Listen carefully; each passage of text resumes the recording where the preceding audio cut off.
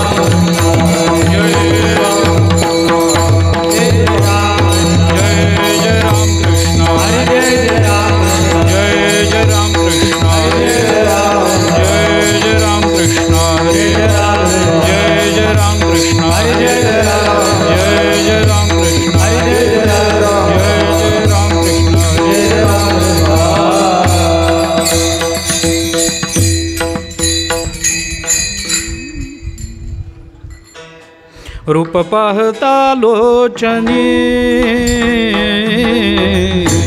रूप पाहता लोचनी,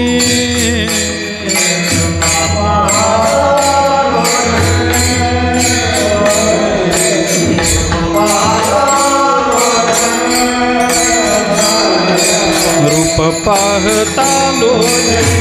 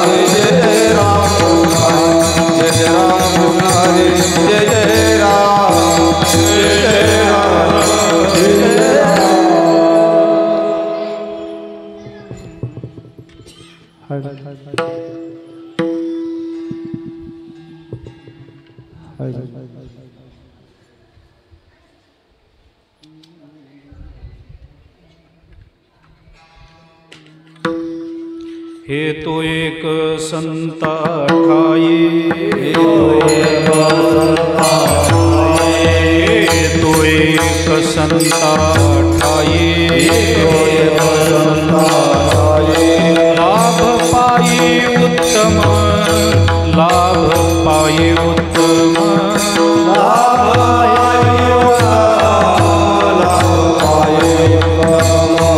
लाभ पायी उत्तम, लाभ पायी उत्तम, हे तो एक संता ठाई, तो एक संता ठाई, एक संता ठाई, तो एक संता ठाई, लाभ पायी उत्तम, लाभ पायी उत्तम, लाभ पायी उत्तम, लाभ पायी उत्तम, लाभ पायी उत्तम, लाभ पायी उत्तम, म्हणविता त्यांचे दास, म्हणविता म्हणविता त्यांचे दास, पुढे आस उरेना, पुढे आस उरेना, पुरे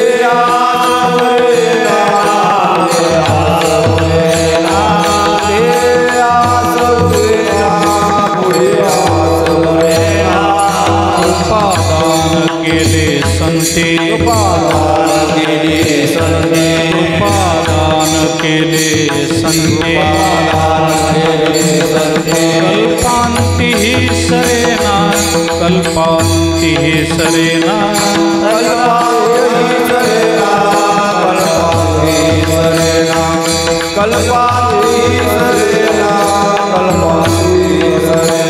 म्हणविता त्यांचे दास,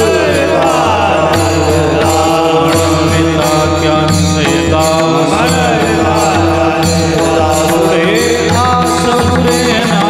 पुढे आस उरेना, पुढे आस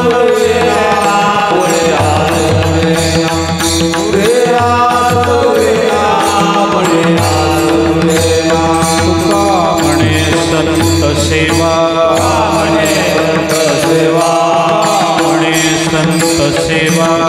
म्हणे संत सेवा, एची देवा उत्तम, एची देवा उत्तम,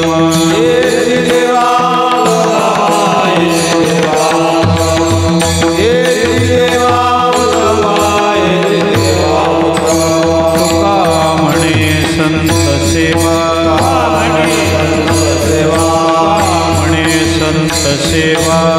म्हणे संत सेवा, हेची देवा उत्तम, हेची देवा उत्तम,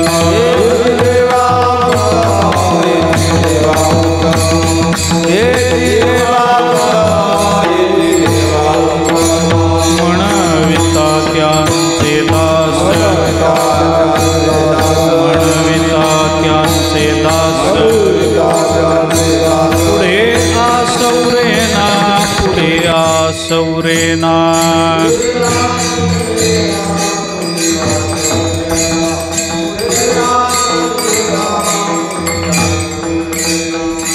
विठोबार कुमाई, विठोबार कुमाई, जय विठोबार कुमाई, जय विठोबार कुमाई, जय विठोबार कुमाई, जय विठोबार कुमाई, जय विठोबार कुमाई, जय विठोबार कुमाई, जय विठोबार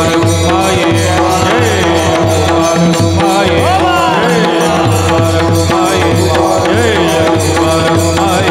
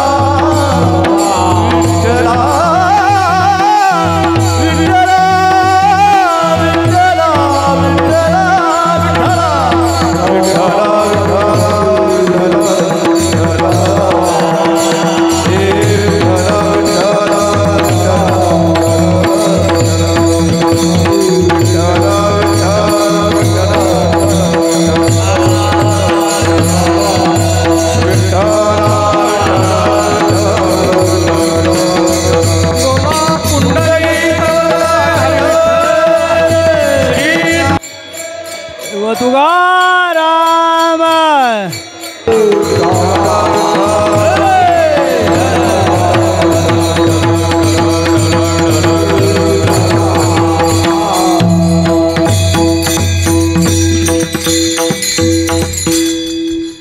हे तो एक संता ठाई, हे तो एक संता ठाई, लाभ पायी उत्तम म्हणविता त्यांचे दास, पुढे आस उरेना. कृपादान केले संती, कृपादान केले संती, कल्पांतीही सरेना, म्हणविता त्यांचे दास, पुढे आस उरेना.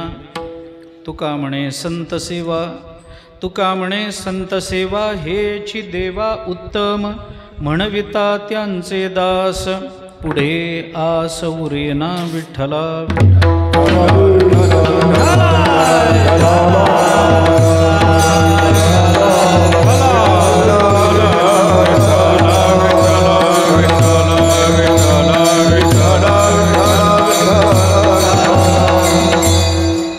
हे तो एक संता ठाई, लाभ पायी उत्तम म्हणविता त्यांचे दास, पुढे आस उरेना.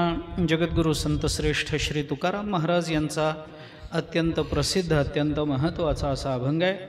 या अभंगामधून तुकाराम महाराजांनी संत संगतीचा मानवी जीवनावर होणारा परिणाम काय त्याचा विचार प्रस्तुत अभंगामधून केलेला दिसून येतो.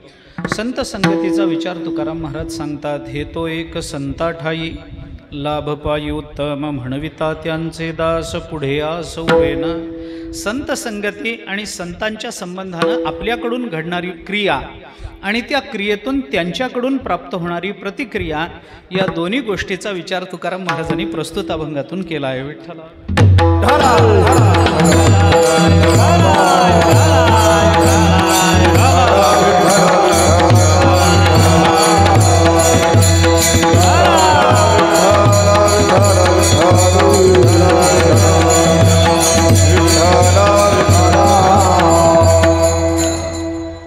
त्याचा थोडासा विचार आपल्या मर्यादित वेळेमध्ये, मर्यादित बुद्धीनं जेवढं करणं शक्य आहे तेवढं करण्याचा मी प्रयत्न करतो. चालू असणारा हा उत्सव त्रिदिनात्मक उत्सव हरिभक्तीपरायण राजेश पाटील यांचे पितृचरण, त्यांच्या सावळाराम महाराज पाटील यांच्या पुण्यस्मरणाच्या निमित्तानं प्रतिवार्षिक हा उत्सव इथं संपन्न होतो. प्रतिवर्षिकाला आणि आदल्या दिवशीची अशा दोन्ही पद्धतीच्या सेवा इथे संपन्न होतात. उद्या माऊलींच्या प्रस्थानाचा दिवस, त्या दिवशी काल्याच्या सेवेनं या उत्सवाची सांगता होते. प्रतिवर्षी आपण हे अनुभवतो आहोत, या उत्सवाला आपण उपस्थित राहतो. शास्त्राचं चिंतन थोडंसं असं आहे की माणसाचं जे जीवन आहे, या जीवनावर 3 पद्धतीचे ऋण असतात बरं का. 3 पद्धतीचे उपकार जन्माला येतानाच आपण घेऊन आलेलो असतो. कोणताही मनुष्य असो त्याच्यावर 3 पद्धतीचे ऋण असतात, उपकार असतात. कोणते 3 ऋण आहेत? एक आहे देवाचं ऋण, दुसरं आहे संत महात्म्यांचं ऋण, आणि तिसरं आहे आई वडिलांचं ऋण. विठ्ठला विठ्ठला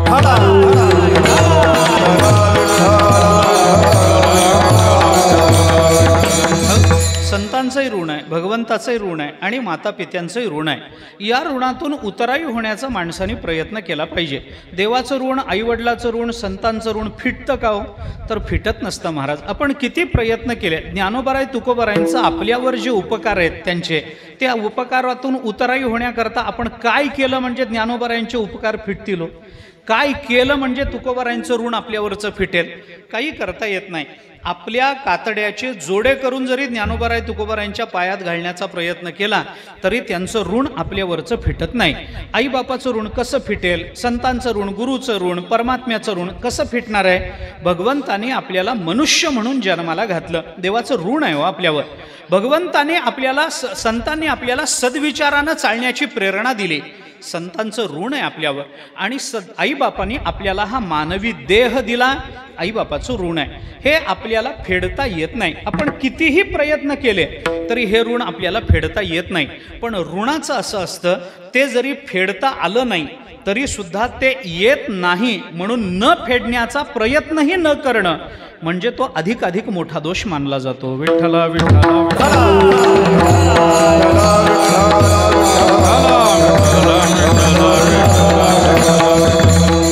ते ऋण फिटणं अशक्य आहे. पण अशक्यतेमध्ये सुद्धा दोन प्रकार असतात. काही गोष्टी सर्वथैव अशक्य असतात आणि काही गोष्टी अशक्य असल्या तरी सुद्धा त्याचा प्रयत्न करणं हे स्वीकारार्ह असतं. शास्त्रांनी दोन्ही पद्धतीनं चिंतन आपल्यासमोर ठेवलं आहे. मी दोन्हीची सामान्य उदाहरणं देतो, फार विस्तार मला या विचाराचा करायचा नाही. काही काही गोष्टी पूर्ण अशक्य असतात, त्याचा प्रयत्न सुद्धा करायचा नसतो. उदाहरण जर सांगायचं झालं तर म्हशीचं दूध कोणत्या रंगाचं असतं? पांढऱ्या. गाईचं दूध कोणत्या रंगाचं असतं? पांढऱ्या. शेळीचं बकरीचं दूध कोणत्या रंगाचं असतं? पांढऱ्या. बैलाचं दूध कोणत्या रंगाचं असतं? तर असं काही निघत नाही. पण बैलाचा दूध काढण्याचा प्रयत्न करणं हे शक्य आहे का? शक्य नाही. बैलाचं दूध निघतं का? निघत नाही. सर्वथैव अशक्य आहे. बरं, तो काढण्याचा प्रयत्न करणं हे तरी योग्य आहे का? हे सुद्धा वेडेपणाचं आहे. भगवंताचा विचार सोडून द्या, तुकोबारायांचं चिंतन सोडून द्या, पण तुमच्या माझ्यासारख्या सामान्य जीवाच्या जीवनामध्ये अशा पद्धतीच्या अशक्य असणाऱ्या गोष्टीचा प्रयत्न करणं हे सुद्धा दोषास्पद आहे. म्हणजे अशक्यतेमध्ये सुद्धा दोन प्रकार आपल्याला करता येतात. काही गोष्टी अशक्य असतात, त्या शक्यतेच्या कोटीत आणण्याचा प्रयत्न करणं दोषास्पद असतं, आणि काही गोष्टी अशक्य असतात पण त्या शक्यतेच्या कोटीत आणण्याचा प्रयत्न करणं हे मात्र स्वीकारार्ह असतं. विठ्ठला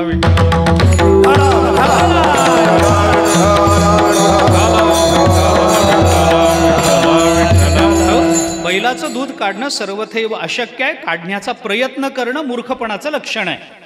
पण आई बापाचे, ज्ञानोबाराय तुकोबारायांचे हे उपकार आपल्यावरचे फिटणं सर्वथैव अशक्य आहे. पण ते अशक्य आहे म्हणून प्रयत्नच न करणं हे दोषास्पद आहे. ते उपकार फिटण्याकरता त्यांची स्तुती करणं, त्यांची सेवा करणं, त्यांच्या ग्रंथाचं चिंतन करणं, वारी करणं, त्यांच्या मनासारखं जीवन जगण्याचा प्रयत्न करणं हे मात्र त्यांच्या कृपेच्या प्राप्तीच्या साधनेचं एक महत्त्वाचं माध्यम आहे असं आपल्याला म्हणता येऊ शकतं. संतांचे उपकार फिटणार नाहीत, आईबापाचे उपकार फिटणार नाहीत, पण फिटणारच नाहीत असं म्हणून त्याच्यासाठी प्रयत्नच न करणं हे मात्र मूर्खपणाचं आहे. काही अशक्य गोष्टीचे प्रयत्न करणं हे मूर्खपणाचं आहे, आणि काही गोष्टी अशक्य आहेत पण त्या शक्यतेच्या कोटीत आणण्याचा प्रयत्न न करणं हे मूर्खपणाचं आहे. दोन्ही विचार आपल्याला पाहता येतात. म्हणून संतांचे उपकार फिटत नाहीत, आईबापाचे उपकार फिटत नाहीत, पण तरी ते फेडण्याकरता आपण प्रयत्नशील राहिलं पाहिजे. एक फक्त विचार मी आपल्याकरता म्हणून बोलून जातो, साधा विचार एका वाक्यात बोलतो, जास्त विस्तारही मला त्याचा करायचा नाही. काही गोष्टी आपल्याला जमत नाहीत म्हणून सोडून देण्यापेक्षा प्रयत्न करून जमलं नाही असं म्हणणं हे जास्त अभिमानास्पद असतं. विठ्ठला विठ्ठला.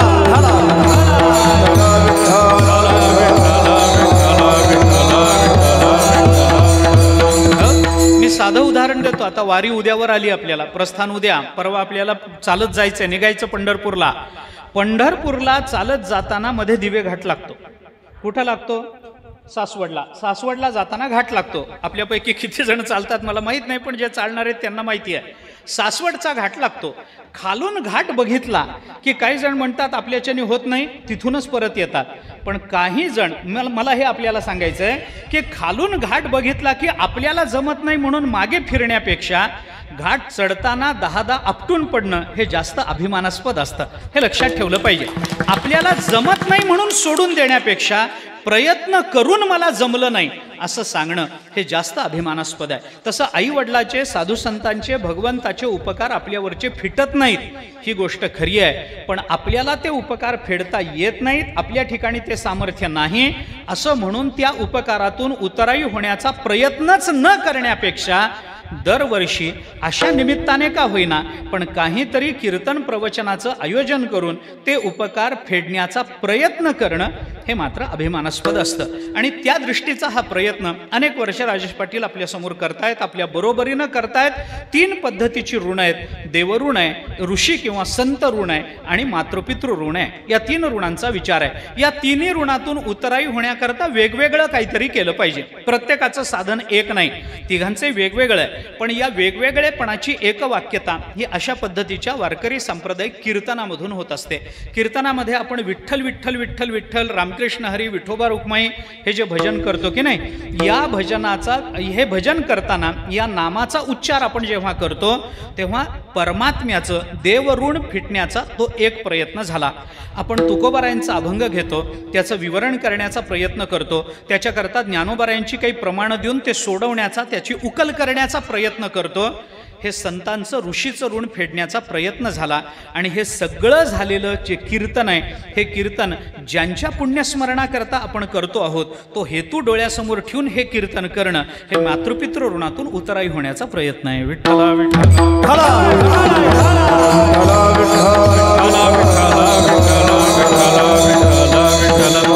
म्हणजे एकाच कीर्तनातून ही तीनही ऋण फेडण्याची व्यवस्था आपल्या साधू संतांनी आपल्याला करून दिलेली आहे. म्हणून या कीर्तनाचा विचार आपण करतो. या कीर्तनामधून काय कसं बाकीचा विचार आपल्याला बोलायचा नाही, पण हे कीर्तन आपण प्रतिवर्षी करतो. पितृस्मरणार्थ हे कीर्तन आपल्याकडून होतं आणि आपण ती सेवा करतो. त्या सेवेचा थोडासा विचार आज थोडासा संत म्हणून संतांचं चिंतन करा, कारण संतांचं चिंतन केलेलं भगवंताला आवडतं. संतांचं चिंतन करण्याने साधू संतांची सेवा होते आणि संतांचं चिंतन करून गेलेल्या वडिलांच्या ठिकाणी असणाऱ्या संतत्वाच्या अंशाचा आपल्याला विचार करणं शक्य होतं. याच्याकरता संतांचं चिंतन आपल्याला करायचं आहे. प्रस्तुत अभंग तुकोबारायांनी या अभंगातून संत संगतीचा विचार बोलून दाखवलेला आहे. मानवी जीवन हे परिवर्तनीय जीवन आहे बरं का. ते जसं आहे तसंच टिकत नाही. लहानपणी जसे आपण जन्माला आलो तसेच 70 वर्षापर्यंत तसेच राहिलो का? त्याच्यामध्ये काही ना काहीतरी बदल झालेत. हे बदल दोन पद्धतीचे असतात. एक बहिरंग बदल असतो आणि एक अंतरंग बदल असतो. आपण चिंतन करून पहा, आपलं शरीरही बदलत गेलं आणि आपले विचारही बदलत गेले. लहानपणी जसं शरीर होतं तसं म्हातारपणी शरीर राहिलं का? शरीरामध्ये परिवर्तन झाली की नाही? जे शरीर तुकतुकीत कांतीचं होतं ते शरीर आता सुरकुतलेल्या कांतीचं झालं की नाही? हा परिणाम शरीरावर झाला की नाही? शरीराची परिवर्तनं आपल्याला दिसतात की नाही? लहानपणी मूल गोड दिसत असतं, जसं जसं मोठा होत जातो तसे तशी दाढी यायला लागते, तशी तशी मिशी यायला लागते, तसं शरीर जरा कातड जरा राठ व्हायला लागतं. त्याच्यानंतर बाहेर आपण कामाला जातो ते काळवंट, त्याच्यानंतर आपण थोडे अजून प्रौढ होतो, केस पिकायला लागतात, दात पडायला लागतात, त्याच्यानंतर आपण म्हातारे होतो. म्हातारे झाले की घरचे लोक वाट बघायला लागतात. हे सगळं होतच की नाही? हे सगळं होताना शरीरामध्ये होणारी ही जी परिवर्तन आहेत, ही परिवर्तन एका बाजूला ज्याला आपल्याला बहिरंग परिवर्तन असं म्हणता येतं आणि दुसऱ्या बाजूची जी परिवर्तनं असतात ती परिवर्तनं आतून होत असतात. लहानपणी आपल्याला जे विचार आपण करत होतो, आपल्याला जे विचार सुचत होते, म्हातारपणी ते विचार तसेच सुचतात असं नाही हो. म्हातारपणी आपली बुद्धी जरा प्रगल्भ होते, आपले विचार जरा प्रगल्भ व्हायला लागतात. म्हातारपणाचा विचार वेगळा, तारुण्यातला विचार वेगळा, प्रौढावस्थेतला विचार वेगळा आणि बाल्यावस्थेतला विचार वेगळा. बाल्यावस्थेमध्ये अज्ञानाचं प्राबल्य असल्यामुळे जो विचार केला जातो त्या विचाराला वैचारिक अधिष्ठान काही नसतं. प्रासंगिक स्वरूपाचा तो विचार असतो. समोरचा प्रसंग साजरा करणं एवढ्यापुरताच बालपणातला विचार असतो. तारुण्यातला विचार जरा जास्त स्वार्थी असतो. आपल्याला भोग मिळाले पाहिजेत, सुख मिळाले पाहिजेत. कारण तारुण्यामध्ये जरी अविद्या असली तरी त्याच्या बरोबरीनं अविवेक जन्माला आलेला असतो. त्याच्यामुळे बाल्यावस्थेमध्ये स्वार्थ नसतो पण अज्ञान असतं. तारुण्यामध्ये अज्ञानाबरोबर जरा स्वार्थ, अविवेक जन्माला येतो. प्रौढावस्था निर्माण झाली की हळूहळू तो अविवेक कमी व्हायला लागतो. त्याची कारणं अनेक असतील पण तो अविवेक कमी व्हायला लागतो. अज्ञान मात्र परमार्थ नाही केला तर तसंच टिकून राहत असतं. आणि वृद्धावस्थेमध्ये मात्र माणूस सगळं सोडून द्यायचा प्रयत्न करतो. जाऊ द्या सोडून, काय करायचंय, झालं की आता किती वर्ष हेच करायचं. म्हातारपणामध्ये जरा निवृत्तीचा विचार अधिक असतो. प्रवृत्तीपासून निवृत्तीपर्यंतच्या विचाराचा प्रवास हा बाल्यावस्थेपासून म्हातारपणापर्यंत मानवी जीवनामध्ये घडतो. हा अंतरंग बदल माणसाचा आपल्याला मानला पाहिजे. एक बहिरंग परिवर्तन आहे, एक अंतरंग परिवर्तन आहे. बहिरंग आणि अंतरंग ही जी दोन परिवर्तन आहेत, या दोन परिवर्तनाचा जरा वेगळ्या परिभाषेत विचार करायचा झाला तर मानवी जीवनामध्ये काही परिवर्तनं ही अपरिहार्यतेनं होत असतात आणि काही परिवर्तनं ही प्रयत्नानं सिद्धीला जात असतात. विठ्ठला विठ्ठला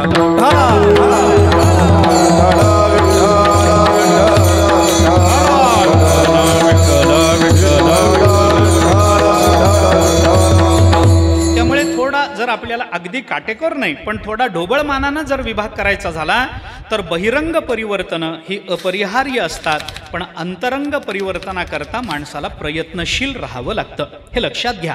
माणूस जर प्रयत्नशील नाही झाला तर बहिरंग परिवर्तन घडतात, पण अंतरंग परिवर्तन घडत नाही. मला ज्ञानोबाराय याला साह्यभूत आहेत. ज्ञानोबाराय याच्यासाठी मला प्रमाण आहेत. ज्ञानोबाराय बोलताना असं म्हणतात की काही लोकांचं वय वाढतं, पण बुद्धी जर वाढत नसेल तर वय वाढणं हे अपरिहार्य होणारं परिवर्तन आहे. पण बुद्धी जर प्रयत्नानं त्यांनी वाढवून घेतली नसेल तरी त्याला बाल असंच म्हणलं जातं, तरी तो बाल्यावस्थेतलाच मानला पाहिजे. तुकोबाराय आपल्याला प्रमाण आहेत. तुकोबाराय सुद्धा आपल्याला हे सांगतात की बाबा माणसाचं वय वाढत गेलं, मान्य आहे. ज्ञानोबारायांनी तर त्याला वडील म्हणलंय, पण तो वडील नाही हे ज्ञानोबारायांना तिथं सूचित करायचं आहे. ज्ञानोबाराय म्हणतात, जयाचे आयुष्य धाकुटे होय, बळ प्रज्ञा जिरोनी जाय, तयाचे नमस्कारिती पाय. काय म्हणून? वडील म्हणून. वडील म्हणून तयाचे पाय नमस्कारिती, पण बळ आणि बळ जाई नका, पण प्रज्ञा जिरोनी जाय हा मात्र मानवी जीवनाचा अपमान आहे. विठ्ठला विठ्ठला.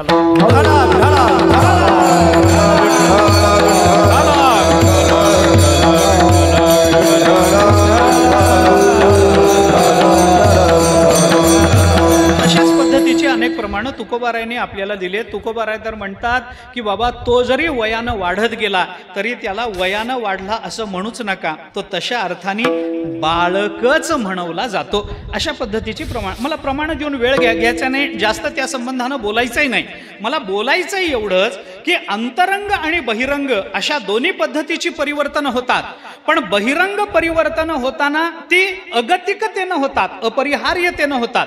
मी आपल्याला साधं सरळ विचारतो, मनुष्य जन्माला आला, काही न करता एका जागी बसून राहिला तरी म्हातारा होईलच की नाही? काही केलं नाही त्याने, धगधग केली नाही, धावपळ केली नाही, नोकरी केली नाही, व्यवसाय केला नाही, घरच्यांनी कमावलंय तेवढं खात राहिला, याच्या पलीकडे घरातली जागा सोडली नाही, बसून बसून टाईल्स जिरल्या, घराच्या भिंती जिरल्या, घराला त्याच्या पाठीचा आकार प्राप्त झाला, भिंतीला इतका एका जागी बसून राहिला, हल्ला नाही, काही नाही, तिथंच बसून राहिला, तरी कधी ना कधी तरी प्रारब्धवशात म्हातारा होईल की नाही? 70 वर्षाचा होईल की नाही? मग आयुष्याच्या पहिल्या वर्षापासून ते 70व्या वर्षापर्यंत जाईपर्यंत त्याला असे काय प्रयत्न करावे लागले? किती प्रयत्न केले म्हणजे माणसं 70 वर्षाची होतात? किती काबाड कष्ट केले म्हणजे माणसाचा अमृत महोत्सव होतो? किती काबाड कष्ट केले म्हणजे माणसाचं वय वाढायचं थांबतं? असं काही होत नाही. आपण काही करा अथवा न करा आपली वय वाढणार आहेत. आपण काही करा अथवा न करा आपले दात पडणार आहेत. आपण काही करा अथवा न करा डोळ्याला दिसायचं कमी होणार आहे. आपण काही करा अथवा न करा केस पांढरे होणार आहेत. की आता केस पांढरे होणार आहेत म्हणजे हल्ली तारुण्यातही होतात, त्याच्याबद्दलचा विचार म्हणत नाही मी, पण हळूहळू हळूहळू का होईना ही परिवर्तनं जी मानवी शरीरामध्ये आणि जीवनामध्ये दिसून येतात ही सगळी अपरिहार्य परिवर्तन आहेत. विठ्ठला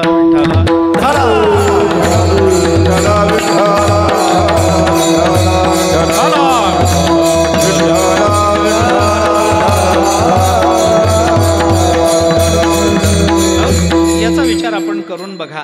हे शरीराचं परिवर्तन, हे जे बाह्य परिवर्तन आहे हे अपरिहार्यतेनं होतं, पण काही परिवर्तन ही अंतरंगातली परिवर्तन आहेत. अंतरंगातली ही परिवर्तन अपरिहार्यतेनं होत नाहीत. मनुष्य काही न करता जागेवर बसून राहिला म्हणजे तो विचारानं प्रगल्भ होतो असं आपल्याला म्हणता येणार नाही.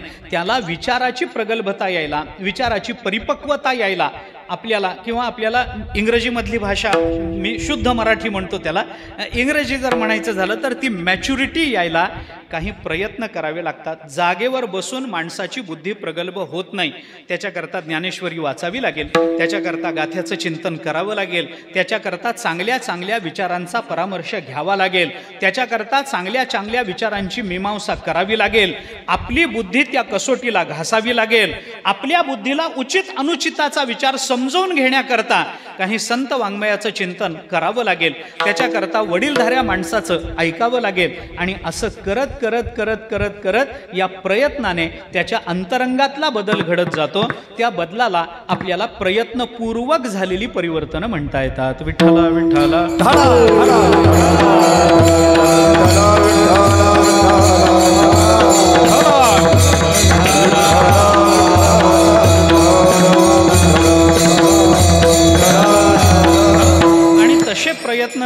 करता जर आपण तसेच बसून राहिलो तर आपण वयानं वाढू, परंतु आपली बुद्धी ही मात्र बालकच राहील. विठ्ठला विठ्ठला.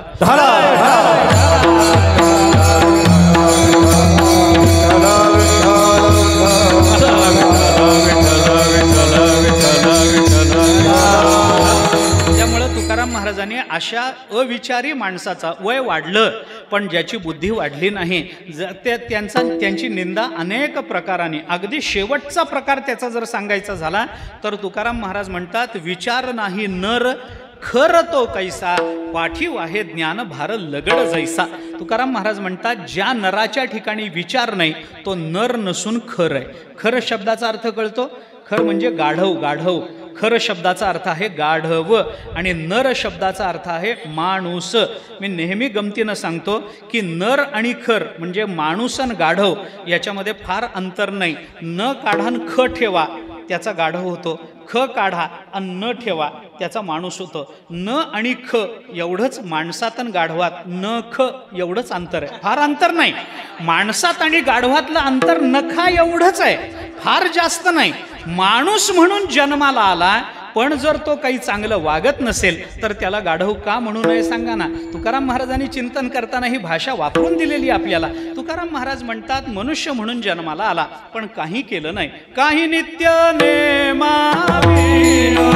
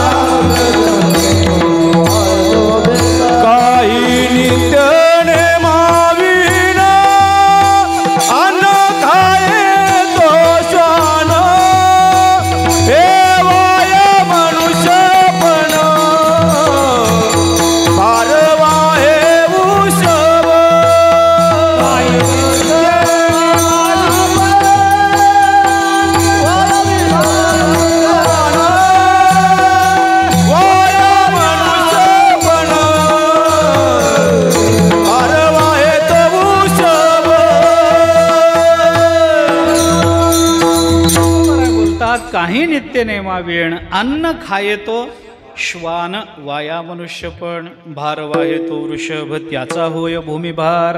तुकाराम महाराज सांगतात की बाबा अशा लोकांचा भूमीला भार होत असतो, त्यांचं ओझं होत असतं. म्हणून मनुष्य म्हणून जन्माला आला पण जर तो मोठा होत नसेल तर त्याचं मोठं न होणं ही त्याच्या मनुष्यत्वाची झालेली हानी आहे. म्हणून हे प्रयत्नपूर्वक आपल्याला लहानपणापासून आपले आईवडील जे संस्कार करतात, आपल्या लहानपणी पसायदान जे शिकवतात ते कशा करता म्हणायचं, तुकोबारांचे अभंग पाठ करून घेतात कशा करता म्हणून घ्यायचे, त्या शब्दाचा आपल्या जीवनावर होणारा जो परिणाम असतो त्या परिणामाने आपली बुद्धी परिपक्व होत असते, आपली बुद्धी प्रगल्भ होत असते. आणि तशा पद्धतीची प्रगल्भता हे आपल्याला अपरिहार्यतेनं येणार नाही. अपरिहार्यतेनं आली असती तर जगतामध्ये सगळे मनुष्य म्हणून जन्माला आलेले जीव मुक्त व्हायला पाहिजे होते, सगळे ब्रह्मज्ञानी व्हायला पाहिजे होते. जर जागेवर बसून सगळं ज्ञान आलं असतं तर चाललं नसतं. ब्रह्मज्ञान जरी होय उठाउठी तरी का हिमपुटी वेदशास्त्रे. तुकोबाराय बोलतात, अरे ब्रह्मज्ञान असं उठाउठी जर झालं असतं तर वेदशास्त्र काही वेडी आहेत काय, ती आपल्याला एवढा बोध करून देतात. ज्ञानोबारायांना एवढं 9000 ओवे आपल्याला सांगायचं काही अडलं होतं काय. ज्ञानोबारायांना अनुभवामृत, चांगदेव 65 सारखे हरिपाठासारखा ग्रंथ आपल्यासमोर मांडायचं काही अडलं होतं का, काही नाही. याच्याकरता दोन पद्धतीच्या परिवर्तनाचा विचार करा. एक बहिरंग परिवर्तन आहे, एक अंतरंग परिवर्तन आहे. बहिरंग परिवर्तन अपरिहार्यतेनं घडत असतं, अंतरंग परिवर्तन हे प्रयत्नानं करून घ्यावं लागतं. आणि याचा अगदी सोपा विभाग जर करायचा झाला तर जिथं अपरिहार्यतेनं बदल घडतात त्याला संसार म्हणा, पण जिथं प्रयत्नपूर्वक बदल घडवून घ्यावे लागतात त्याला परमार्थ म्हणा. विठ्ठल विठ्ठल.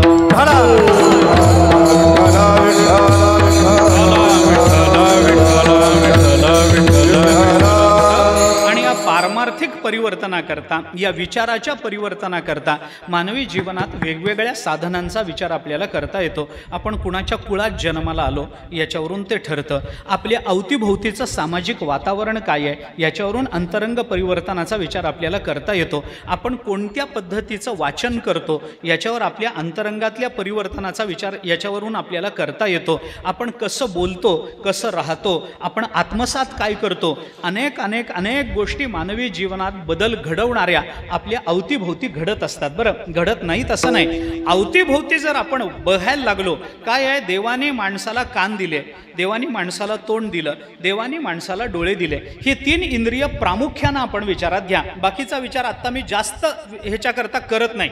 त्यांची त्यांची कार्य आहेत, त्याच्यावर मानवी जीवन अवलंबून आहे. हे जरी खरं असलं तरी वैचारिक प्रगल्भतेकरता या 3 इंद्रियांचा विशेषत्वानं विचार करा.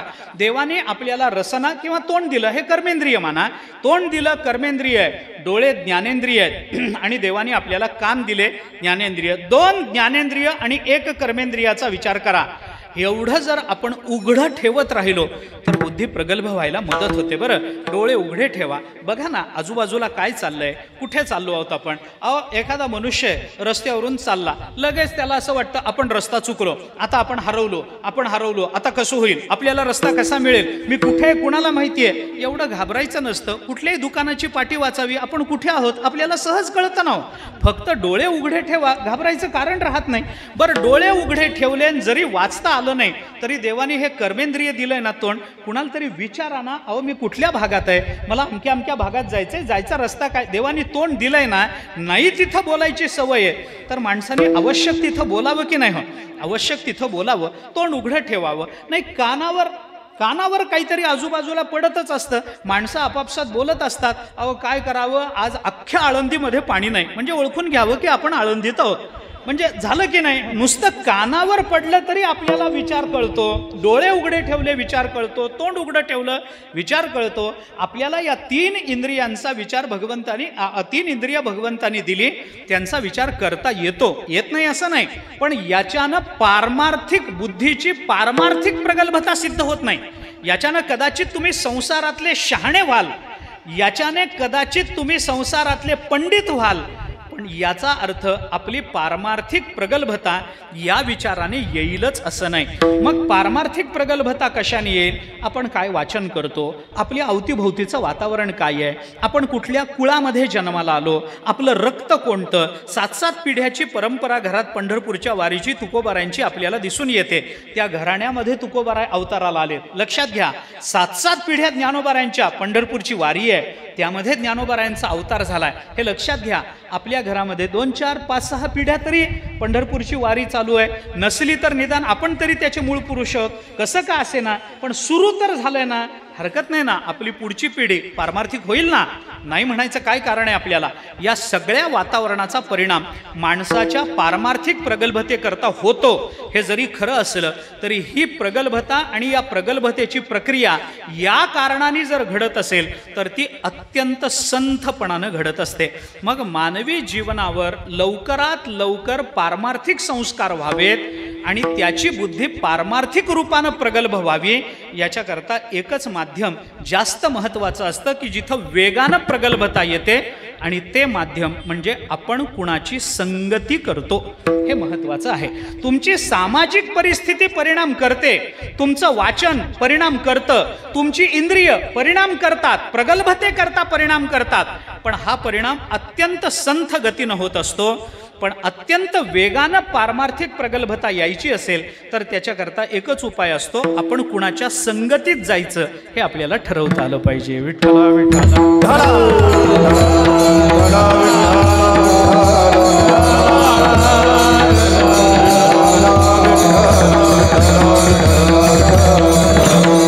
संगतीचा विचार केला तर 2-3 पद्धतीनं संगतीचा विचार करता येतो. एक प्रपंचाची संगती आहे, दुसरी जीवाची संगती आहे, आणि तिसरी संतांची संगती आहे. ढोबळमानानं विचार आहे. तिसरी संतांची संगती आहे. याच्यातल्या प्रपंचाच्या संगतीत पारमार्थिक प्रगल्भता येत नाही, कारण विचाराचं आणि प्रपंचाचं कधी जमलंच नाही. ज्ञानोबारांनी त्यांना एका केंद्रात कधी आणलंच नाही. ज्ञानोबाराय म्हणतात हे यांचं विकेंद्रीकरण झालेलं आहे. प्रपंच आणि विचार हे एका केंद्रात कधीच येत नाहीत, यांचं कायम विकेंद्रीकरण असतं. लक्षात ठेवा, जिथं प्रपंच येतो तिथं विचार येत नाही, जिथं विचार जन्माला येतो तिथं प्रपंच टिकत नाही. हे ज्ञानोबारायांनी आपल्याला दुसऱ्या अध्यायामध्ये 4 पद्धतीच्या दृष्टांतानं हे आपल्याला समजावून सांगितलेलं आहे. मला सगळाच विचार आत्ता आपल्यासमोर ठेवायचा नाही. ते दृष्टांत कोणते, कसे, काय याचा विचार मला जास्त करायचा नाही, पण हा विचार मला बोलून दाखवायचा आहे. त्याचा प्रारंभ करताना ज्ञानोबारायांनी उपाधी माझी गुप्त, चैतन्य असे सर्वगत, हे तत्वज्ञ संत स्वीकारिती असं म्हणून त्या विवेकाकरता, त्या निवडण्याकरता 4 दृष्टांत आपल्याला दिले. दूध आणि पाणी निवडणारा राजहंस, त्याच्यामध्येच आपल्याला सांगितलं अग्निमुखी किडाळ, तोडोनिया चोखाळ, निवडती केवळ बुद्धिमंत, हे ज्ञानोबारायांनी सांगितलं. शेवटी भूस बीज एकवट हाही दृष्टांत ज्ञानोबारायांनी दिला. या सगळ्याचा विचार जर आपण बारकाईनं केला, किंवा ज्ञानोबारायांनी त्या मंथनाचा एक विचार आपल्यासमोर ठेवला, करिता दधी कडसणी मग नवनीत निर्वाणी दिसे जैसे, हे ज्ञानोबारायांनी 4 दृष्टांतानं आपल्याला सांगितलं. आणि या 4ही दृष्टांताचा नंतर परामर्श घेताना जी सिद्धांताची भाषा ज्ञानोबारायांनी नंतरच्या ओवीमध्ये वापरली, त्यामध्ये बोलताना ज्ञानोबाराय हा सिद्धांत सांगतात, विचारिता निरसले प्रपंच सहजे सांडवले, मग तत्वता तत्व उरले ज्ञानी असी. ज्ञानोबाराय म्हणतात विचारिता निरसले प्रपंच सहजे सांडवले. जिथं विचार केला जातो तिथं प्रपंच सांडून जातो, आणि जिथं प्रपंच केला जातो तिथं विचार सांडून टाकला जातो. विठ्ठला विठ्ठला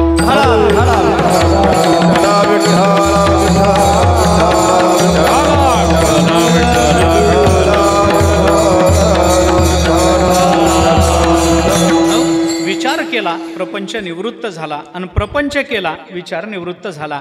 म्हणून प्रपंच करणाऱ्यांना विचार करता येत नाही, आणि जे खरे विचार करतात ते सहसा प्रपंचामध्ये पडत नाही. लक्षात ठेवा, हे दोन्ही हे विकेंद्रीकरण आहे. कारण 2 विचारांचं विकेंद्रीकरण आहे, हे एकेंद्रीकरण नाही. एका केंद्रात हे येत नाही. जिथं ज्ञान येतं तिथं जर प्रपंच आला असता तर ज्ञानानं प्रपंचाचा म्हणजे अविद्येचा नाश झाला असता, किंवा त्या अविद्येचा लय झाला असता, असा सिद्धांत वेदांतांनी मांडला नसता. ज्ञान आहे तिथं प्रपंच नाही, जिथं प्रपंच आहे तिथं ज्ञान नाही, असा विचार आपल्याला करावा लागेल. प्रपंचाचं वैविध्य ज्या अर्थी स्वीकारलं जातं, त्या अर्थी ते वैविध्य ज्या अर्थी दिसलं ते अज्ञानजन्यच मानलं पाहिजे. कारण अज्ञाना वाचून भेद दाखवणारं या जगतामध्ये दुसरं कोणीही नाही. विठ्ठला विठ्ठला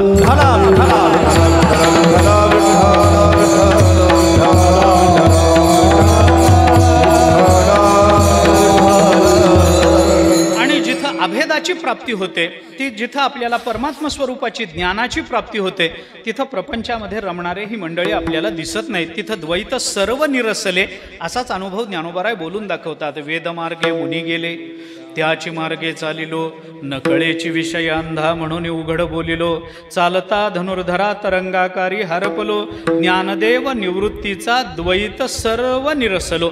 सर्व द्वैत निरसलो ही ज्ञानोबारायांची भाषा आहे महाराज. आणि याचा जर सत्वशुद्धी सहाकारे, गुरुकृपामृत तुषारे, सासिन्नलेनी ओसरे द्वैत दैन्य, ज्ञानोबारायांनी तिथं द्वैताला दैन्य म्हणून ते द्वैन्य ओसरले ही भाषा बोलून दाखवली. याचा अर्थ काय? जिथं गुरुकृपा झाली तिथं ब्रह्मज्ञान झालं, जिथं ब्रह्मज्ञान झालं तिथं द्वैत केलं, तिथं दैन्य गेलं. ही जर ज्ञानोबारायांची भाषा असेल तर विचार आणि प्रपंच यांचं विकेंद्रीकरण आपल्याला स्वीकारलं पाहिजे. प्रमाणानं, युक्तिवादानं, तर्कानं, कोणत्याही पद्धतीनं आपल्याला सिद्ध करता येतं. माझा मुद्दा फक्त एवढाच चालला की मानवी जीवनाच्या आंतरिक परिवर्तनाकरता, आध्यात्मिक प्रगल्भतेकरता संत संगती वाचून दुसरा कोणताही उपाय या जगताच्या पाठीवर उपलब्ध नाही. विठ्ठला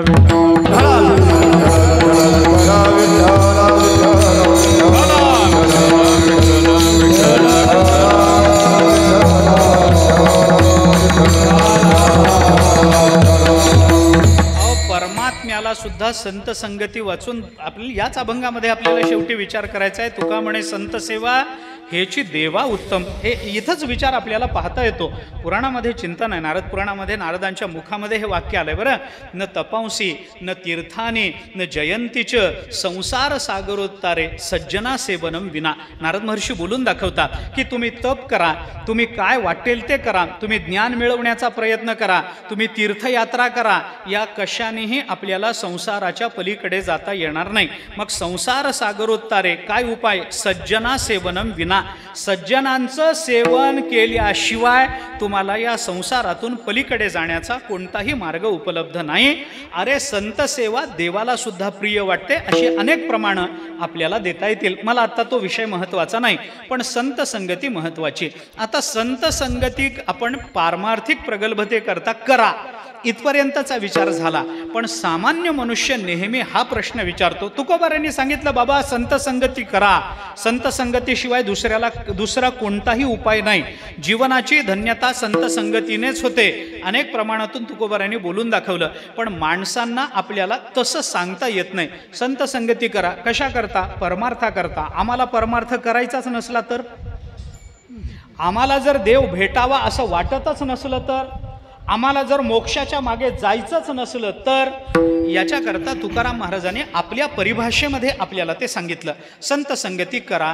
कशा करता करा? तुकाराम महाराज सांगतात कारण असं आहे त्याचं की मनुष्याला जोपर्यंत काहीतरी लाभ सांगितला जात नाही तोपर्यंत माणसाची तिकडं प्रवृत्ती होत नाही. हे लक्षात घ्या. माणसाची प्रवृत्ती होण्याकरता त्याला लाभ दिसला पाहिजे. ते दिसणं विचाराने तरी असावं अथवा दृष्टीने तरी असावं, पण समोर काहीतरी दिसल्याशिवाय माणसाची प्रवृत्ती होत नाही. मी आपल्याला थोडंसं वेगळं पण ज्ञानोबारायांच्या परिभाषेतलं उदाहरण जर आपल्याला सांगायचं झालं तर ज्ञानोबाराय म्हणतात हिरवा चारा भांबावे पशु. बोलतात ना 15व्या अध्यायात ज्ञानोबारायांनी हे बोलून दाखवलं. हिरवा चारा बघितला की पशु जसा भांबावतो तसा विषय बघितला की जीव भांबावत असतो. बरं का, जीव तसाच भांबावतो नाही असं नाही. याला अनेक प्रमाणं आपल्याला देता येतील, मला प्रमाणं द्यायची नाहीत. अहो नहुष स्वर्गाधिपती झाला परिराहाटी भांबावलाच की नाहीत. कशात त्याच परिणाम काय? तेने भुजंगत्व पावला नेणसी काही. हे ज्ञानोबाराय अर्जुनाला बोलून दाखवतात की नाही. अरे नहुष स्वर्गाधिपती झाला, पण तिथं गेल्यावर त्याला इंद्र होऊन इंद्राणीची अपेक्षा जर निर्माण झाली तर त्याचा परिणाम तेने भुजंगत्व पावला नेणसी काही. अर्जुना तुला हे माहिती नाही का रे? तो भुजंग सर्प सर्प सर्प म्हणताना खरंच सर्पयोनीला प्राप्त झालेला नहुष राजा, याची कथा भागवतामध्ये आपल्याला दिसते. मुद्दा तो नाहीच आहे. मुद्दा असा आहे की अशा पद्धतीचं चिंतन आपण केलं पाहिजे.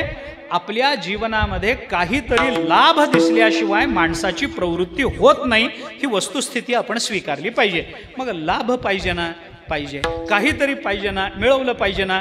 पाहिजे. मग काय मिळवायचं आहे? तुकाराम महाराजांना लोकांनी विचारलं, तुकोबाराय आम्हाला संत सेवा करायला सांगता, संत संगतीत जायला सांगता, पण ते पारमार्थिक प्रगल्भता वगैरे आम्हाला कळत नाही. आम्हाला काही मिळणार आहे का सांगा?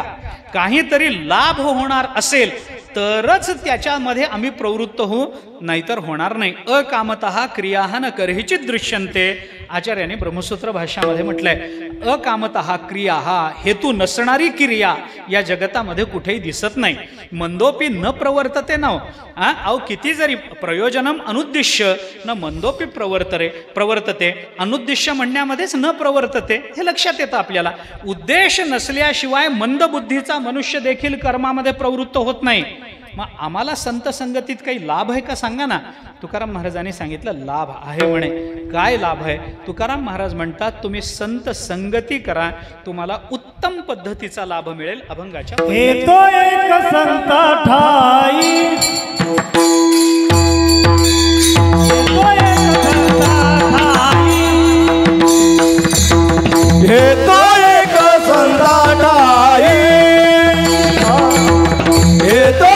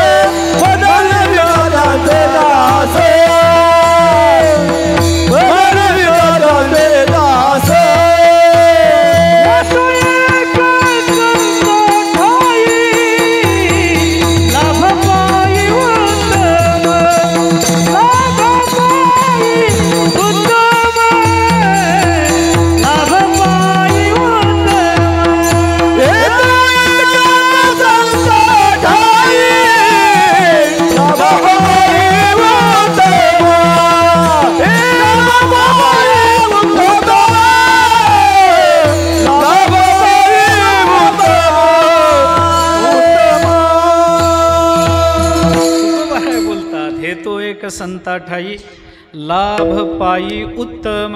तुकाराम महाराजांनी सांगितलं, बाबा संतांच्या जवळ जर तुम्ही गेलात तर संतांजवळ हेतो एक संता ठाई लाभ पायी उत्तम. हेतो संता ठाई पायी उत्तम लाभ आहे, हे तुकाराम महाराजांचं बोलणं आहे. आता ही जी भाषा तुकाराम महाराजांनी वापरली, सगळं चिंतन करणं हे शक्य नाही, पण तुकाराम महाराजांचे 2-3 शब्द मला विशेषत्वाने या चरणातले अधोरेखित करायचे आहेत. हेतो एक संता ठाई लाभ पायी उत्तम. आता काय आहे, या चरणाचे आपल्याला या संबंध चरणामध्ये एक शब्द खूप महत्त्वाचा आहे. एक शब्द कोणता? एक हा शब्द जास्त महत्त्वाचा आहे असं मला म्हणायचं आहे बरं का. एकच शब्द महत्त्वाचा आहे असं नाही, एक शब्द महत्त्वाचा आहे. हेतो एक संता ठाई. तो एक शब्द ज्या ठिकाणी तुकाराम महाराजांनी योजलाय ना, त्या योजनेमध्ये सुद्धा काही महत्त्व आहे बरं का.